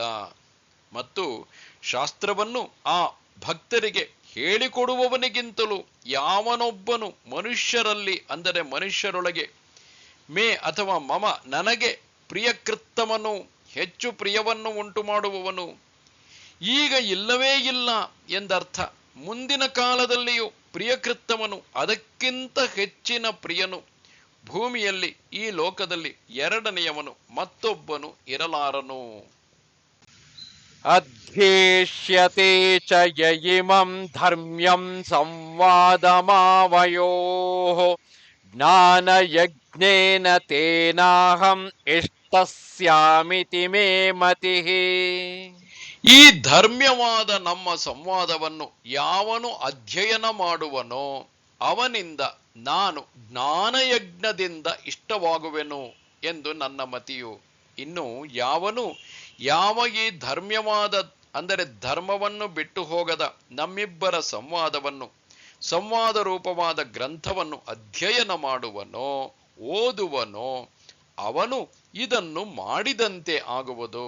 ಜ್ಞಾನಯಜ್ಞದಿಂದ ವಿಧಿ, ಜಪ, ಉಪಾಂಶು, ಮಾನಸ ಎಂಬ ಯಜ್ಞಗಳಲ್ಲಿ ಜ್ಞಾನಯಜ್ಞವು ಮಾನಸವಾಗಿರುವುದರಿಂದ ಎಲ್ಲಕ್ಕೂ ಹೆಚ್ಚಿನದು. ಆದ್ದರಿಂದ ಆ ಜ್ಞಾನಯಜ್ಞಕ್ಕೆ ಸಮಾನವೆಂದು ಗೀತಾಶಾಸ್ತ್ರದ ಅಧ್ಯಯನವನ್ನು ಹೊಗಳುತ್ತಾನೆ. ಅಥವಾ ದೇವತೆಗಳೇ ಮುಂತಾದ ವಿಷಯವಾಗಿರುವ ಜ್ಞಾನಯಜ್ಞಕ್ಕೆ ಸಮನಾದ ಫಲವು ಇದಕ್ಕೆ ಆಗುತ್ತದೆ ಎಂದು ಇಲ್ಲಿ ಫಲವನ್ನೇ ಹೇಳಿದೆ ಎಂದಾದರೂ ಹೇಳಬಹುದು. ಅಂಥ ಜ್ಞಾನಯಜ್ಞ ರೂಪವಾದ ಅಧ್ಯಯನದಿಂದ ನಾನು ಇಷ್ಟನಾಗುವೆನು, ಪೂಜಿಸಲ್ಪಟ್ಟವನು ಆಗುವೆನು, ಸ್ಯಾಮ್ ಭವೇಯಂ ಎಂದು ನನ್ನ ಮೇ ಮಮ ಮತಿಯು, ನನ್ನ ನಿಶ್ಚಯವು. ಇನ್ನು ಇದನ್ನು ಕೇಳುವವನಿಗೆ ಯಾವ ಫಲವು ಉಂಟಾಗುತ್ತದೆ ಎಂದರೆ, ಶ್ರದ್ಧಾವಾನನಸೋ ಯಶ್ಚ ಶೃಣುಯಾದಪಿ ಯೋ ನರಃ ಸೋಪಿ ಮುಕ್ತಃ ಶುಭಾಂ ಲೋಕಾನ್ ಪ್ರಾಪ್ನುಯಾತ್ ಪುಣ್ಯಕರ್ಮಣಾಂ. ಶ್ರದ್ಧಾವಂತನು, ಅಸೂಯೆ ಇಲ್ಲದವನೂ ಆಗಿ ಯಾವ ನರನು ಕೇಳುವನೋ ಅವನೂ ಮುಕ್ತನಾಗಿ ಪುಣ್ಯಕರ್ಮಿಗಳ ಶುಭವಾದ ಲೋಕಗಳನ್ನು ಪಡೆಯುವನು. ಶ್ರದ್ಧಾವಂತನಾಗಿ, ಅಂದರೆ ಶ್ರದ್ಧೆಯನ್ನು ಮಾಡುತ್ತಾ ಮತ್ತು ಅನಸೂಯನಾಗಿ, ಅಸೂಯೆ ಇಲ್ಲದವನಾಗಿ ಈ ಗ್ರಂಥವನ್ನು ಯಾವ ನರನು ಸುಮ್ಮನೆ ಕೇಳುತ್ತಾನೋ, ಇಲ್ಲಿ ಅಪಿ ಎಂದಿರುವುದರಿಂದ ಕೇಳಿದರೆ ಕೂಡ ಈ ಫಲವಾಗುವುದು. ಇನ್ನು ಅರ್ಥಜ್ಞಾನವುಳ್ಳವನಾದರೆ ಹೇಳತಕ್ಕದ್ದೇನು ಎಂಬರ್ಥವಾಗುತ್ತದೆ. ಅವನೂ ಕೂಡ, ಸುಮ್ಮನೆ ಕೇಳುವವನೂ ಕೂಡ ಪಾಪದಿಂದ ಬಿಡುಗಡೆ ಹೊಂದಿ ಪುಣ್ಯ ಕರ್ಮದವರ, ಅಗ್ನಿಹೋತ್ರವೇ ಮುಂತಾದ ಕರ್ಮವುಳ್ಳವರ ಶುಭವಾದ ಪ್ರಶಸ್ತವಾದ ಲೋಕಗಳನ್ನು ಪಡೆಯುವನು. ಇಷ್ಟೆಲ್ಲವನ್ನು ಕೇಳಿದ ನಂತರ ಅರ್ಜುನನಿಗೆ ಮೋಹವು ಹೋಗಿ ಆತನಿಗೆ ಉಂಟಾದ ಕೃತಕೃತ್ಯತೆಯನ್ನು ಇಲ್ಲಿ ಹೇಳುತ್ತಿರುವನು. ಶಿಷ್ಯನಾದ ಅರ್ಜುನನಿಗೆ ಶಾಸ್ತ್ರದ ಅರ್ಥವು ತಿಳಿಯಿತೋ ತಿಳಿಯಲಿಲ್ಲವೋ ಎಂಬುದನ್ನು ವಿಂಗಡಿಸಿ ತಿಳಿಯಲಿಚ್ಛೆಯಿಂದ ಭಗವಂತನು ಹೀಗೆಂದು ಕೇಳುತ್ತಾನೆ. ಅವನಿಗೆ ತಿಳಿಯಲಿಲ್ಲವೆಂದು ಗೊತ್ತಾದರೆ ಮತ್ತೆ ಬೇರೊಂದು ಉಪಾಯದಿಂದಾದರೂ ತಿಳಿಸಿಕೊಡುವೆನು ಎಂಬುದು ಕೇಳುವ ಶ್ರೀಕೃಷ್ಣನ ಅಭಿಪ್ರಾಯವು. ಬೇರೊಂದು ಯತ್ನದಿಂದಲಾದರೂ ತನ್ನ ಶಿಷ್ಯನಾದ ಅರ್ಜುನನನ್ನು ಕೃತಾರ್ಥನನ್ನಾಗಿ ಮಾಡಬೇಕು ಎಂಬ ಆಚಾರ್ಯನ ಧರ್ಮವನ್ನು ಇದರಿಂದ ತಿಳಿಸಿಕೊಟ್ಟಂತೆ ಆಯಿತು. ಕಚ್ಚಿದೇತಚ್ಛೃತಂ ಪಾರ್ಥ ತ್ವಯ್ಯೈಕಾಗ್ರೇಣ ಚೇತಸಾ ಕಚ್ಚಿದಜ್ಞಾನ ಸಮ್ಮೋಹ ಪ್ರಣಷ್ಟಸ್ತೆ ಧನಂಜಯ. ಪಾರ್ಥನೆ, ನಿನ್ನಿಂದ ಇದು ಏಕಾಗ್ರ ಚಿತ್ತದಿಂದ ಕೇಳಲ್ಪಟ್ಟಿತೇನು? ಧನಂಜಯನೇ, ನಿನ್ನ ಅಜ್ಞಾನ ಸಮೋಹವು ಪ್ರಣಷ್ಟವಾಯಿತೆ. ಎಲೈ ಪಾರ್ಥನೆ, ನಾನು ಹೇಳಿದ್ದು ನಿನ್ನಿಂದ ಏಕಾಗ್ರವಾದ ಚೇತಸ್ಸಿನಿಂದ, ಏಕಾಗ್ರವಾದ ಚಿತ್ತದಿಂದ ಕೇಳಲ್ಪಟ್ಟಿತೇನು? ಇದನ್ನು ಕೇಳಿ ನಿಶ್ಚಯಿಸಿದೆಯಾ ಅಥವಾ ಪ್ರಮಾದದಿಂದ ಕೇಳಲ್ಪಟ್ಟಿತೋ? ಧನಂಜಯನೇ, ನಿನ್ನ ಅಜ್ಞಾನ ಸಮೋಹವು, ಅಜ್ಞಾನ ನಿಮಿತ್ತದಿಂದಾಗಿದ್ದ ಹೆಚ್ಚಿನ ಮೋಹವು, ವಿಚಿತ್ತನಾಗಿರುವಿಕೆಯು, ಸ್ವಾಭಾವಿಕವಾದ ಅವಿವೇಕವು ಪ್ರಣಷ್ಟವಾಯಿತೆ. ಆ ಅವಿವೇಕದ ನಾಶಕ್ಕೆ ಅಲ್ಲವೇ ಶಾಸ್ತ್ರವನ್ನು ಶ್ರವಣ ಮಾಡಿದ ಈ ನಿನ್ನ ಆಯಾಸವು ಮತ್ತು ನಿನಗೆ ಉಪದೇಶ ಮಾಡುವ ನನ್ನ ಆಯಾಸವೂ ಆಗಿರುವುದು. ಇದನ್ನು ಕೇಳಿದಂತಹ ಅರ್ಜುನನು ಶ್ರೀಕೃಷ್ಣನಿಗೆ ಉತ್ತರಿಸುತ್ತಾನೆ. ಅರ್ಜುನ ಉವಾಚ ನಷ್ಟೋ ಮೋಹ ಸ್ಮೃತಿರ್ಲಬ್ಧಾ ತ್ವತ್ಪ್ರಸಾದಾನ್ಮಯಾಚ್ಯುತ ಸ್ಥಿತೋಸ್ಮಿ ಗತ ಸಂದೇಹ ಕರಿಷ್ಯೇ ವಚನಂ ತವ. ಅರ್ಜುನನು ಎಂತೆಂದನು, ಅಚ್ಯುತನೇ, ಮೋಹವು ನಷ್ಟವಾಯಿತು, ನಿನ್ನ ಪ್ರಸಾದದಿಂದ ನನಗೆ ಸ್ಮೃತಿಯು ದೊರಕಿತು, ಗತಸಂದೇಹನಾಗಿ ಇರುವೆನು, ನಿನ್ನ ವಚನದಂತೆಯೇ ಮಾಡುವೆನು. ಅಜ್ಞಾನದಿಂದ ಉಂಟಾಗಿ ಸಂಸಾರದ ಅನರ್ಥಗಳಿಗೆಲ್ಲ ಕಾರಣವಾಗಿದ್ದ, ಸಾಗರದಂತೆ ದಾಟಿಸಲಸದಳವಾಗಿದ್ದ ಮೋಹವು ನಷ್ಟವಾಯಿತು. ಅಚ್ಯುತನೇ, ನಿನ್ನ ಪ್ರಸಾದವನ್ನು ಆಶ್ರಯಿಸಿರುವ ನನಗೆ ಆತ್ಮತತ್ವ ವಿಷಯವಾದ ಸ್ಮೃತಿಯು ದೊರಕಿತು. ಯಾವುದರ ಲಾಭದಿಂದ ಸರ್ವಗ್ರಂಥಿಗಳು ಬಿಚ್ಚಿಕೊಳ್ಳುವವೋ ಆ ಸ್ಮೃತಿಯೂ ದೊರಕಿತು. ಹೀಗೆ ಮೋಹನಾಶದ ವಿಷಯವಾದ ಪ್ರಶ್ನೆ ಮತ್ತು ಉತ್ತರ ಇವುಗಳಿಂದ ಜ್ಞಾನದಿಂದ ಮೋಹವು ನಾಶವಾಗುವುದು, ಆತ್ಮಸ್ಮೃತಿಯು ದೊರಕುವುದು ಎಂಬುದಿಷ್ಟೇ ಇಡೀ ಶಾಸ್ತ್ರದ ಅರ್ಥವನ್ನು ಅರಿತುಕೊಳ್ಳುವುದರ ಫಲವು ಎಂದು ನಿಶ್ಚಿತವಾಗಿ ತೋರಿಸಿಕೊಟ್ಟಂತೆ ಆಯಿತು. ಆದ್ದರಿಂದಲೇ ಶ್ರುತಿಯಲ್ಲಿ ಆತ್ಮನನ್ನು ಅರಿಯದೇ ಶೋಕಿಸುತ್ತಿರುವೆನು ಎಂದು ಹೇಳಿ ಆತ್ಮಜ್ಞಾನದಿಂದ ಎಲ್ಲಾ ಗಂಟುಗಳು ಬಿಚ್ಚಿಕೊಳ್ಳುವವೆಂದು ಹೇಳಿದೆ. ಹೃದಯ ಗ್ರಂಥಿಯು ಬಿಚ್ಚಿಕೊಳ್ಳುತ್ತದೆ. ಏಕತ್ವವನ್ನು ಕಂಡುಕೊಂಡವನಿಗೆ ಆಗ ಯಾವ ಮೋಹವು ಯಾವ ಶೋಕವು ಎಂದು ಮಂತ್ರವರ್ಣವು ಹೇಳುತ್ತದೆ. ಇನ್ನು ಈಗ ಗತಸಂದೇಹನಾಗಿ ಸಂಶಯಗಳನ್ನು ಬಿಡುಗಡೆ ಮಾಡಿಕೊಂಡು ನಿನ್ನ ಅಪ್ಪಣೆಯಲ್ಲಿಯೇ ನಿಂತಿರುತ್ತೇನೆ. ಈ ನಿನ್ನ ಮಾತನ್ನು ನಡೆಸುವೆನು. ನಾನು ನಿನ್ನ ಪ್ರಸಾದದಿಂದ ಕೃತಾರ್ಥನಾಗಿರುತ್ತೇನೆ. ನನಗೆ ಯಾವುದೊಂದು ಕರ್ತವ್ಯವೂ ಇಲ್ಲ ಎಂದು ಅಭಿಪ್ರಾಯ. ಇದರೊಂದಿಗೆ ಶಾಸ್ತ್ರಾರ್ಥವು ಮುಗಿಯಿತು. ಇನ್ನು ಈ ಕಥೆಯ ಸಂಬಂಧವನ್ನು ತಿಳಿಸುವುದಕ್ಕಾಗಿ ಸಂಜಯನು ಹೀಗೆ ಹೇಳುತ್ತಾನೆ ಧೃತರಾಷ್ಟ್ರನಲ್ಲಿ. ಸಂಜಯ ಉವಾಚ ಇತ್ಯಹಂ ವಾಸುದೇವಸ್ಯ ಪಾರ್ಥಸ್ಯ ಚ ಮಹಾತ್ಮನಃ ಸಂವಾದಮಿಮಮಶ್ರೌಷಂ ಅದ್ಭುತಂ ರೋಮಹರ್ಷಣಂ. ಸಂಜಯನು ಎಂತೆಂದನು, ಹೀಗೆ ನಾನು ವಾಸುದೇವನ ಮತ್ತು ಮಹಾತ್ಮನಾದ ಪಾರ್ಥನ ಈ ಅದ್ಭುತವಾದ ರೋಮಹರ್ಷಣವಾದ ಸಂವಾದವನ್ನು ಕೇಳಿದೆನು. ಹೀಗೆ ಈ ರೀತಿಯಲ್ಲಿ ವಾಸುದೇವನಿಗೂ ಮಹಾತ್ಮನಾದ ಪಾರ್ಥನಿಗೂ ನಡೆದ ಈ ಮೇಲೆ ಹೇಳಿದ ಸಂವಾದವನ್ನು ಕೇಳಿದವನಾಗಿರುತ್ತೇನೆ. ಅದು ಅದ್ಭುತವಾದದ್ದು, ಅತ್ಯಂತ ವಿಸ್ಮಯಕರವಾದದ್ದು, ರೋಮಹರ್ಷಣವಾದದ್ದು, ಅಂದರೆ ಮೈಕೂದಲನ್ನು ನಿಮಿರಿಸತಕ್ಕದ್ದು. ವ್ಯಾಸ ಪ್ರಸಾದಾತ್ ಶ್ರುತವಾನ್ ಇಮಂ ಗುಹ್ಯತಮಂ ಪರಂ ಯೋಗಂ ಯೋಗೇಶ್ವರಾತ್ ಕೃಷ್ಣಾತ್ ಸಾಕ್ಷಾತ್ ಕಥಯತ ಸ್ವಯಂ.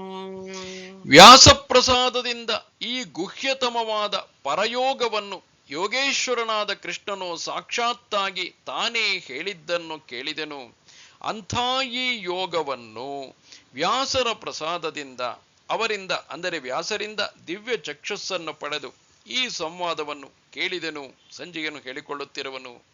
ಗುಹ್ಯತಮವಾದ ಹೆಚ್ಚಿನ ಯೋಗವನ್ನು ಗ್ರಂಥವು ಯೋಗವನ್ನು ತಿಳಿಸುವುದರಿಂದ ಅದಕ್ಕೂ ಯೋಗವೆಂದೇ ಹೆಸರು, ಅಥವಾ ಈ ಸಂವಾದವೆಂಬ ಯೋಗವನ್ನೇ ಎಂದಾದರೂ ಅರ್ಥ ಮಾಡಬಹುದು.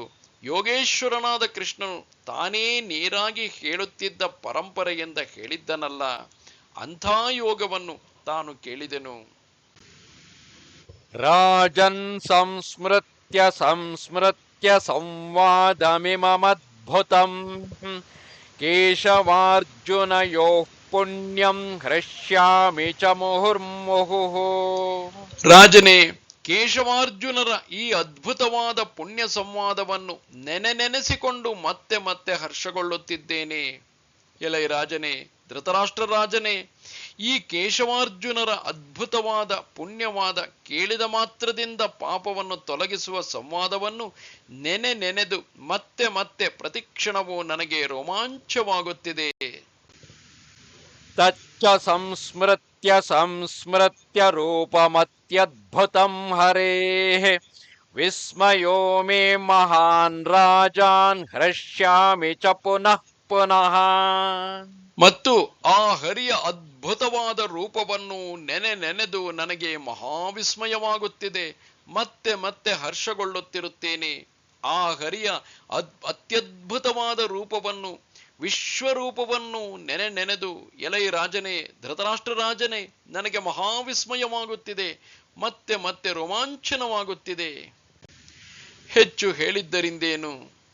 ಯತ್ರ ಯೋಗೇಶ್ವರಃ ಕೃಷ್ಣಃ ಯತ್ರ ಪಾರ್ಥೋ ಧನುರ್ಧರಃ ತತ್ರ ಶ್ರೀರ್ವಿಜಯೋ ಭೂತಿಃ ಧ್ರುವಾ ನೀತಿರ್ಮತಿರ್ಮಮ. ಎಲ್ಲಿ ಯೋಗೇಶ್ವರನಾದ ಕೃಷ್ಣನೋ, ಎಲ್ಲಿ ಧನುರ್ಧರನಾದ ಪಾರ್ಥನೋ, ಅಲ್ಲಿ ಶ್ರೀ, ವಿಜಯ, ಭೂತಿ, ಧ್ರುವನೀತಿ ಇವುಗಳು ಇರುವವು ಎಂದು ನನ್ನ ಮತವು. ಎಲ್ಲಿ ಅಂದರೆ ಯಾವ ಪಕ್ಷದಲ್ಲಿ ಯೋಗೇಶ್ವರನಾದ, ಸರ್ವಯೋಗಗಳಿಗೂ ಒಡೆಯನಾದ, ಏಕೆಂದರೆ ಎಲ್ಲಾ ಯೋಗಗಳ ಬೀಜವು ಆತನಿಂದಲೇ ಹುಟ್ಟುವುದು, ಅಂತಹ ಶ್ರೀಕೃಷ್ಣನು ಇರುವನು. ಎಲ್ಲಿ ಅಂದರೆ ಯಾವ ಪಕ್ಷದಲ್ಲಿ ಧನುರ್ಧರನಾದ ಗಾಂಧೀವವೆಂಬ ಧನುಸ್ಸನ್ನು ಹಿಡಿದಿರುವ ಪಾರ್ಥನು ಇರುವನು, ಅಲ್ಲಿ ಶ್ರೀಯು, ಆ ಪಾಂಡವರ ಪಕ್ಷದಲ್ಲಿಯೇ ಶ್ರೀಯು, ವಿಜಯವು ಅಲ್ಲಿಯೇ ಭೂತಿಯು. ಶ್ರೀಯ ವಿಶೇಷವಾದ ವಿಸ್ತಾರಕ್ಕೆ ಭೂತಿ ಎಂದು ಹೆಸರು. ಧ್ರುವವಾದ ತಪ್ಪದ ನೀತಿಯು ರಾಜನೀತಿಯು. ಈ ರೀತಿಯಾಗಿ ಹೀಗೆಂದು ನನ್ನ ಮತವು ಎಂದು ಸಂಜಯನು ಧೃತರಾಷ್ಟ್ರನಲ್ಲಿ ಹೇಳುವುದರೊಂದಿಗೆ ಈ ಅಧ್ಯಾಯ ಕೊನೆಗೊಳ್ಳುತ್ತಿದೆ. ಈಗ ಈ ಅಧ್ಯಾಯವನ್ನು ಒಮ್ಮೆ ಸಾರಭೂತವಾಗಿ ನೋಡೋಣ. ಮೊದಲ 12 ಶ್ಲೋಕಗಳಲ್ಲಿ ಅರ್ಜುನನು ಎಲೈ ಹೃಷಿಕೇಶನೇ, ಮಧುಸೂದನನೇ, ಸನ್ಯಾಸ ತ್ಯಾಗಗಳ ತತ್ವವನ್ನು ವಿಂಗಡಿಸಿ ಹೇಳು ಎಂದು ಕೇಳಿಕೊಂಡಾಗ ಶ್ರೀ ಭಗವಂತನು ಹೇಳುತ್ತಾನೆ, ಅರ್ಜುನನೇ, ಕಾಮ್ಯಕರ್ಮಗಳನ್ನು ಬಿಡುವುದನ್ನು ಸನ್ಯಾಸವೆಂದು, ಸರ್ವಕರ್ಮ ಫಲತ್ಯಾಗವನ್ನು ತ್ಯಾಗವೆಂದು ಕರೆಯುತ್ತಾರೆ. ಸನ್ಯಾಸ, ತ್ಯಾಗ ಎಂಬ 2 ಶಬ್ದಗಳಿಗೂ ಬಿಡುವುದು ಎಂಬ ಒಂದೇ ಅರ್ಥವಿರುವುದು. ಆತ್ಮಜ್ಞಾನಿಯಲ್ಲದ ಮುಮುಕ್ಷುವು ಕರ್ಮವನ್ನು ಬಿಡಲೇಬೇಕೆಂದು ಕೆಲವರು ಹೇಳುತ್ತಾರೆ. ಯಜ್ಞದಾನ ತಪೋರೂಪವಾದ ನಿತ್ಯ ಕರ್ಮವನ್ನು ಬಿಡಬಾರದೆಂದು ಮತ್ತೆ ಕೆಲವರು ಹೇಳುತ್ತಾರೆ. ಇಲ್ಲಿ ನನ್ನ ನಿಶ್ಚಯವೇನೆಂದರೆ, ಯಜ್ಞ ದಾನ ತಪಸ್ಸುಗಳನ್ನು ಬಿಡಬಾರದು. ಅವುಗಳನ್ನು ಸಂಘತ್ಯಾಗ ಫಲತ್ಯಾಗ ಪೂರ್ವಕವಾಗಿ ಮಾಡಿದರೆ ಚಿತ್ತಶುದ್ಧಿಯಾಗುತ್ತದೆ. ಆ ಕರ್ಮಗಳನ್ನು ಅವಿವೇಕದಿಂದ ಬಿಟ್ಟರೆ ತಾಮಸ ತ್ಯಾಗವಾಗುತ್ತದೆ.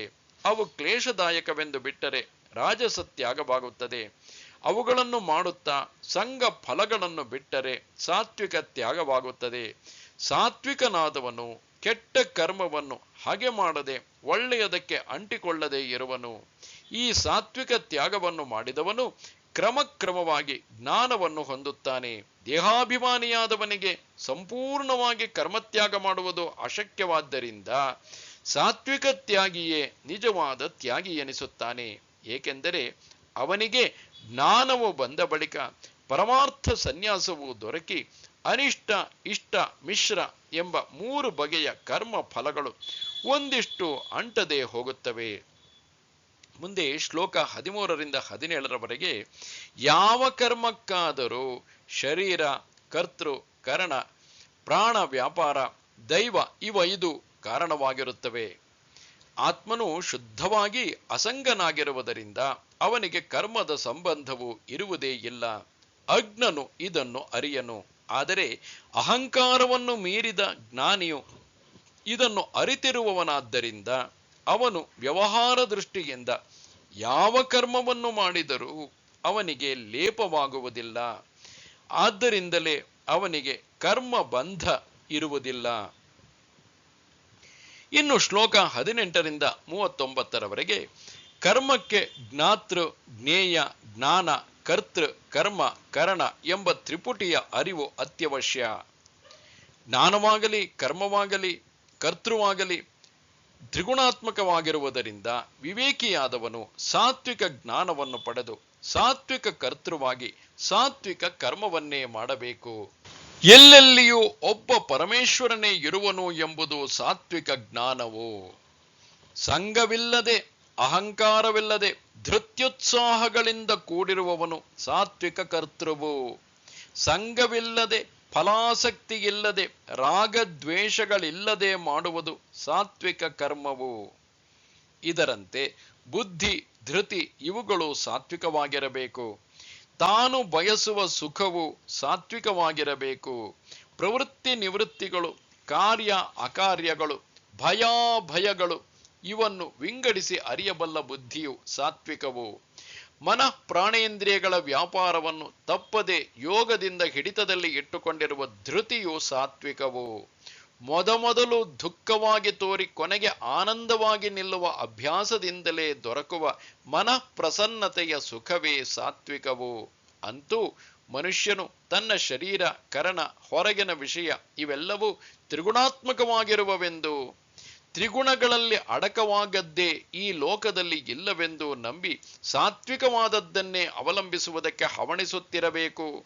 ಶಾಸ್ತ್ರದಲ್ಲಿ ಸಾತ್ವಿಕ ಕರ್ಮಗಳನ್ನು ಶ್ಲೋಕ 40-48 ಹೇಳುತ್ತಾನೆ. ಶಾಸ್ತ್ರದಲ್ಲಿ ಸಾತ್ವಿಕ ಕರ್ಮಗಳನ್ನು ಚಾತುರ್ವರ್ಣ್ಯ ವಿಭಾಗದಿಂದ ತಿಳಿಸಿಕೊಟ್ಟಿರುತ್ತದೆ. ಶಮದಮಾದಿಗಳು ಬ್ರಾಹ್ಮಣನಿಗೂ, ಶೌರ್ಯಾದಿಗಳು ಕ್ಷತ್ರಿಯನಿಗೂ, ಕೃಷಿ ಗೋರಕ್ಷಣಾದಿಗಳು ವೈಶ್ಯನಿಗೂ, ಪರಿಚರ್ಯೆಯು ಶೂದ್ರನಿಗೂ ಗುಣಕರ್ಮಗಳಿಗೆ ತಕ್ಕಂತೆ ಶಾಸ್ತ್ರದಲ್ಲಿ ಉಕ್ತವಾಗಿವೆ. ಸರ್ವವ್ಯಾಪಕನು, ಸರ್ವ ಪ್ರವೃತ್ತಿ ಕಾರಣನೂ ಆಗಿರುವ ಪರಮೇಶ್ವರನ ಅರ್ಚನೆ ಎಂಬ ಭಾವದಿಂದ ತಮ್ಮ ತಮ್ಮ ಕರ್ಮಗಳನ್ನು ಮಾಡುವವರಿಗೆ ಸಿದ್ಧಿಯುಂಟಾಗುತ್ತದೆ. ಆದ್ದರಿಂದ ಮುಮುಕ್ಷುವಾದವನು ದುಷ್ಫಲಪ್ರದವಾದ ಪರಮ ಧರ್ಮಕ್ಕೆ ಕೈ ಹಾಕದೆ ಸ್ವಕರ್ಮಗಳನ್ನು ಬಿಡದೆ ಈ ರೀತಿಯಲ್ಲಿ ಮಾಡಬೇಕು. ಶ್ಲೋಕ 49-55 ಕರ್ಮದಿಂದ ಆಗುವ ಸಿದ್ಧಿಯು ಚಿತ್ತಶುದ್ಧಿಯು. ಆ ಚಿತ್ತಶುದ್ಧಿಯಿಂದ ನೈಷ್ಕರ್ಮ್ಯವೆಂಬ ಪರಮ ಸಿದ್ಧಿಯು ಸನ್ಯಾಸದ ಮೂಲಕ ದೊರಕುತ್ತದೆ. ಕರ್ಮದ ಸಿದ್ಧಿಯನ್ನು ಪಡೆದುಕೊಂಡವನು ಧೃತಿಯಿಂದ ಮನಸ್ಸನ್ನು ಬಿಗಿ ಹಿಡಿದುಕೊಂಡು ಹೊರಗಿನ ವಿಷಯಗಳಿಂದ ಮನಸ್ಸನ್ನು ಹಿಂದಕ್ಕೆಳೆದುಕೊಂಡು ರಾಗದ್ವೇಷಗಳಿಲ್ಲದವನಾಗಿ ಆಹಾರ ವಿಹಾರಗಳಿಂದ ಯುಕ್ತನಾಗಿ ಏಕಾಂತದಲ್ಲಿ ಯಾವಾಗಲೂ ಧ್ಯಾನ ಯೋಗ ಪರನಾಗಿದ್ದುಕೊಂಡು ಅಹಂಕಾರ ಮಮಕಾರವಿಲ್ಲದವನಾಗಿ ಬ್ರಹ್ಮಸ್ವರೂಪವನ್ನೇ ಪಡೆಯುವುದಕ್ಕೆ ಅರ್ಹನಾಗುತ್ತಾನೆ. ಬ್ರಹ್ಮಪ್ರಾಪ್ತಿಯನ್ನು ಪಡೆದುಕೊಂಡವನಿಗೆ ಮನಸ್ಸು ಪ್ರಸನ್ನವಾಗುವುದು. ಶೋಕವೋ ಕಾಮವೋ ತೊಲಗುವವು. ಸರ್ವಭೂತಗಳಲ್ಲಿಯೂ ಸಮಬುದ್ಧಿಯುಂಟಾಗಿ ಪರಮಾತ್ಮನ ಪರಮ ಭಕ್ತಿಯು ಲಭಿಸುವುದು. ಇದಕ್ಕೆ ಜ್ಞಾನನಿಷ್ಠೆ ಎಂದು ಹೆಸರು. ಈ ಪರಮ ಭಕ್ತನಿಗೆ ಪರಮಾತ್ಮನ ಸ್ವರೂಪವು ಮಹಿಮೆಯು ತಿಳಿಯಬರುವವು. ಅವನು ಪರಮಾತ್ಮನಲ್ಲಿಯೇ ಸೇರಿಬಿಟ್ಟಿರುವನು. ಶ್ಲೋಕ 56-62 ಇದೆಲ್ಲಕ್ಕೂ ಭಕ್ತಿಯೇ ಕಾರಣವು. ಎಂಥ ದುರಾಚಾರಿಯಾಗಿದ್ದರೂ ಭಗವಂತನ ಆಶ್ರಯದಿಂದ ಸದ್ಗತಿಯನ್ನು ಪಡೆಯುತ್ತಾನೆ. ಆದ್ದರಿಂದ ಸರ್ವಕರ್ಮಗಳನ್ನು ನನ್ನಲ್ಲಿ ಸಮರ್ಪಿಸಿ ಯಾವಾಗಲೂ ನನ್ನಲ್ಲಿಯೇ ಚಿತ್ತವನ್ನು ಇಟ್ಟುಕೋ. ಇದರಿಂದ ಎಲ್ಲಾ ಬಗೆಯ ಕಷ್ಟಗಳನ್ನು ದಾಟುವೆ. ಹಾಗಲ್ಲದೆ ನನ್ನ ಮಾತನ್ನು ಕೇಳದೆ ಹೋಗುವೆಯಾದರೆ ಹಾಳಾಗಿ ಹೋಗುತ್ತೀಯೇ. ನೀನು ಕರ್ಮವನ್ನು ಮಾಡುವುದಿಲ್ಲವೆಂದರೂ ಕ್ಷತ್ರಿಯ ಪ್ರಕೃತಿಯು ನಿನ್ನಿಂದ ಮಾಡಿಸಿಯೇ ತೀರುತ್ತದೆ. ಇದು ಸರ್ವರ ಹೃದಯದಲ್ಲಿಯೂ ಇರುವ ಈಶ್ವರನ ಮಾಯಾವಿಲಾಸವು. ಆದ್ದರಿಂದ ಸರ್ವಭಾವದಿಂದಲೂ ಆತನನ್ನೇ ಶರಣು ಹೊಂದು. ಆಗ ಅವನ ಅನುಗ್ರಹದಿಂದ ಶಾಂತಿಯನ್ನು, ನಿತ್ಯ ಪದವನ್ನು ಪಡೆದುಕೊಳ್ಳುವೆ. ಶ್ಲೋಕ 63-66 ಇಗೋ, ನಿನಗೆ ಅತ್ಯಂತ ರಹಸ್ಯವಾದ ಜ್ಞಾನವನ್ನು ಹೇಳಿರುತ್ತೇನೆ. ಇದನ್ನು ಆಲೋಚಿಸಿ ನಿನಗೆ ಹೇಗೆ ತೋರುತ್ತದೆಯೋ ಹಾಗೆ ಮಾಡು. ಪರಮರಹಸ್ಯವನ್ನು ಮತ್ತೂ ಒಮ್ಮೆ ಹೇಳುತ್ತೇನೆ ಕೇಳು. ನಿನಗೆ ಇದರಿಂದ ಹಿತವಾಗುತ್ತದೆ. ಯಾವಾಗಲೂ ನನ್ನಲ್ಲಿಯೇ ಚಿತ್ತವಿಟ್ಟು ನನ್ನ ಕರ್ಮವನ್ನೇ ಮಾಡುತ್ತಾ ನನ್ನ ಭಕ್ತನಾಗಿರು. ಇದರಿಂದ ನಿನಗೆ ನನ್ನ ಪ್ರಾಪ್ತಿಯೇ ಆಗುವುದೆಂದು ಆಣೆ ಮಾಡಿ ಹೇಳುತ್ತೇನೆ.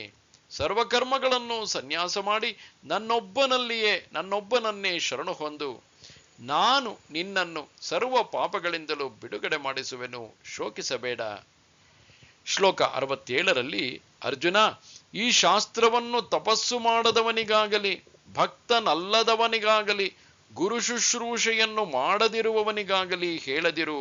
ನನ್ನನ್ನು ಕಂಡರೆ ಅಸೂಯೆಯನ್ನು ತೋರಿಸುವವನಿಗಂತೂ ಹೇಳಲೇಬೇಡ. 68-71 ಯಾವನು ಈ ಪರಮರಹಸ್ಯವನ್ನು ನನ್ನ ಭಕ್ತರಿಗೆ ತಿಳಿಸುವನೋ ಅವನು ನನ್ನಲ್ಲಿ ಪರಭಕ್ತಿಯನ್ನು ಮಾಡಿದವನಾಗಿರುತ್ತಾನೆ. ನನ್ನನ್ನೇ ನಿಶ್ಚಯವಾಗಿ ಪಡೆಯುತ್ತಾನೆ. ಅಂಥವನಿಗಿಂತ ನನಗೆ ಪ್ರಿಯನಾದವನೇ ಇರುವುದಿಲ್ಲ. ಈ ಪುಣ್ಯಕರವಾದ ಸಂವಾದವನ್ನು ಯಾವನು ಓದುವನೋ ಅವನು ಜ್ಞಾನಯಜ್ಞದಿಂದ ನನ್ನನ್ನು ಪೂಜಿಸಿದವನಾಗುವನು. ಯಾವನು ನನ್ನಲ್ಲಿ ಅಸೂಯೆ ಇಲ್ಲದೆ ಶ್ರದ್ಧೆಯಿಂದ ಈ ಸಂವಾದವನ್ನು ಕೇಳುವನೋ ಅವನೂ ಕೂಡ ಮುಕ್ತನಾಗಿ ಶುಭ ಲೋಕಗಳನ್ನು ಪಡೆಯುವನು. ಶ್ಲೋಕ 72-73ರಲ್ಲಿ ಅರ್ಜುನನೇ, ಇದನ್ನೆಲ್ಲ ಚಿತ್ತವಿಟ್ಟು ಕೇಳಿದೆಯಾ? ಅಜ್ಞಾನದ ಮಬ್ಬು ಹರಿಯುತ್ತೆ ಎಂದು ಭಗವಂತನು ಕೊನೆಯಲ್ಲಿ ಕೇಳಿದ್ದಕ್ಕೆ ಅರ್ಜುನನು ಹೀಗೆ ಹೇಳುತ್ತಾನೆ. ಅಚ್ಯುತನೇ, ನಿನ್ನ ಅನುಗ್ರಹದಿಂದ ಮೋಹವು ತೊಲಗಿತು. ನನಗೆ ಯಾವ ಸಂದೇಹವೂ ಈಗ ಇರುವುದಿಲ್ಲ. ಇನ್ನು ನಿನ್ನ ಮಾತಿನಂತೆ ನಡೆಯುವೆನು. ಕೊನೆಯ ಶ್ಲೋಕ 74-78ರವರೆಗೆ ಇಷ್ಟನ್ನೂ ಅಂದರೆ ಇಡೀ ಭಗವದ್ಗೀತೆಯನ್ನು ಧೃತರಾಷ್ಟ್ರನಿಗೆ ತಿಳಿಸಿದ ಬಳಿಕ ಸಂಜಯನು ಹೇಳುತ್ತಾನೆ, ಧೃತರಾಷ್ಟ್ರನೇ, ಶ್ರೀಕೃಷ್ಣನಿಗೂ ಅರ್ಜುನನಿಗೂ ನಡೆದ ಈ ಅದ್ಭುತವಾದ ಸಂವಾದವನ್ನು ವ್ಯಾಸರ ಅನುಗ್ರಹದಿಂದ ನಾನು ಕೇಳಿದೆನು. ಅದನ್ನು ಆ ಭಗವಂತನ ಅದ್ಭುತವಾದ ವಿಶ್ವರೂಪವನ್ನು ನೆನೆಸಿಕೊಂಡರೆ ನನಗೆ ಅಡಿಗಡಿಗೂ ರೋಮಾಂಚವಾಗುತ್ತಿದೆ. ಎಲ್ಲಿ ಯೋಗೇಶ್ವರನಾದ ಶ್ರೀಕೃಷ್ಣನಿರುವನೋ, ಎಲ್ಲಿ ಧನುರ್ಧರನಾದ ಪಾರ್ಥನಿರುವನೋ, ಅಲ್ಲಿ ಸಿರಿಯು, ಗೆಲುವು, ಏಳಿಗೆಯು, ಉತ್ತಮವಾದ ರಾಜನೀತಿಯು ನೆಲೆಸಿರುವುದು ಎಂಬುದು ನನ್ನ ಮತವು. ಓಂ ತತ್ಸದಿತಿ ಶ್ರೀಮದ್ಭಗವದ್ಗೀತಾಸು ಉಪನಿಷತ್ಸು ಬ್ರಹ್ಮವಿದ್ಯಾಯಾಂ ಯೋಗಶಾಸ್ತ್ರೇ ಶ್ರೀಕೃಷ್ಣಾರ್ಜುನ ಸಂವಾದೇ ಮೋಕ್ಷಸನ್ಯಾಸಯೋಗೋ ನಾಮ 18ೋऽಧ್ಯಾಯಃ. ನಮಸ್ತೆ ಶಾರದೆ ದೇವಿ ಕಾಶ್ಮೀರ ಪುರವಾಸಿನಿ ತ್ವಾಮಹಂ ಪ್ರಾರ್ಥಯೇ ನಿತ್ಯಂ ವಿದ್ಯಾದಾನಂಚ ದೇಹಿಮೆ. ನಮಸ್ಕಾರ.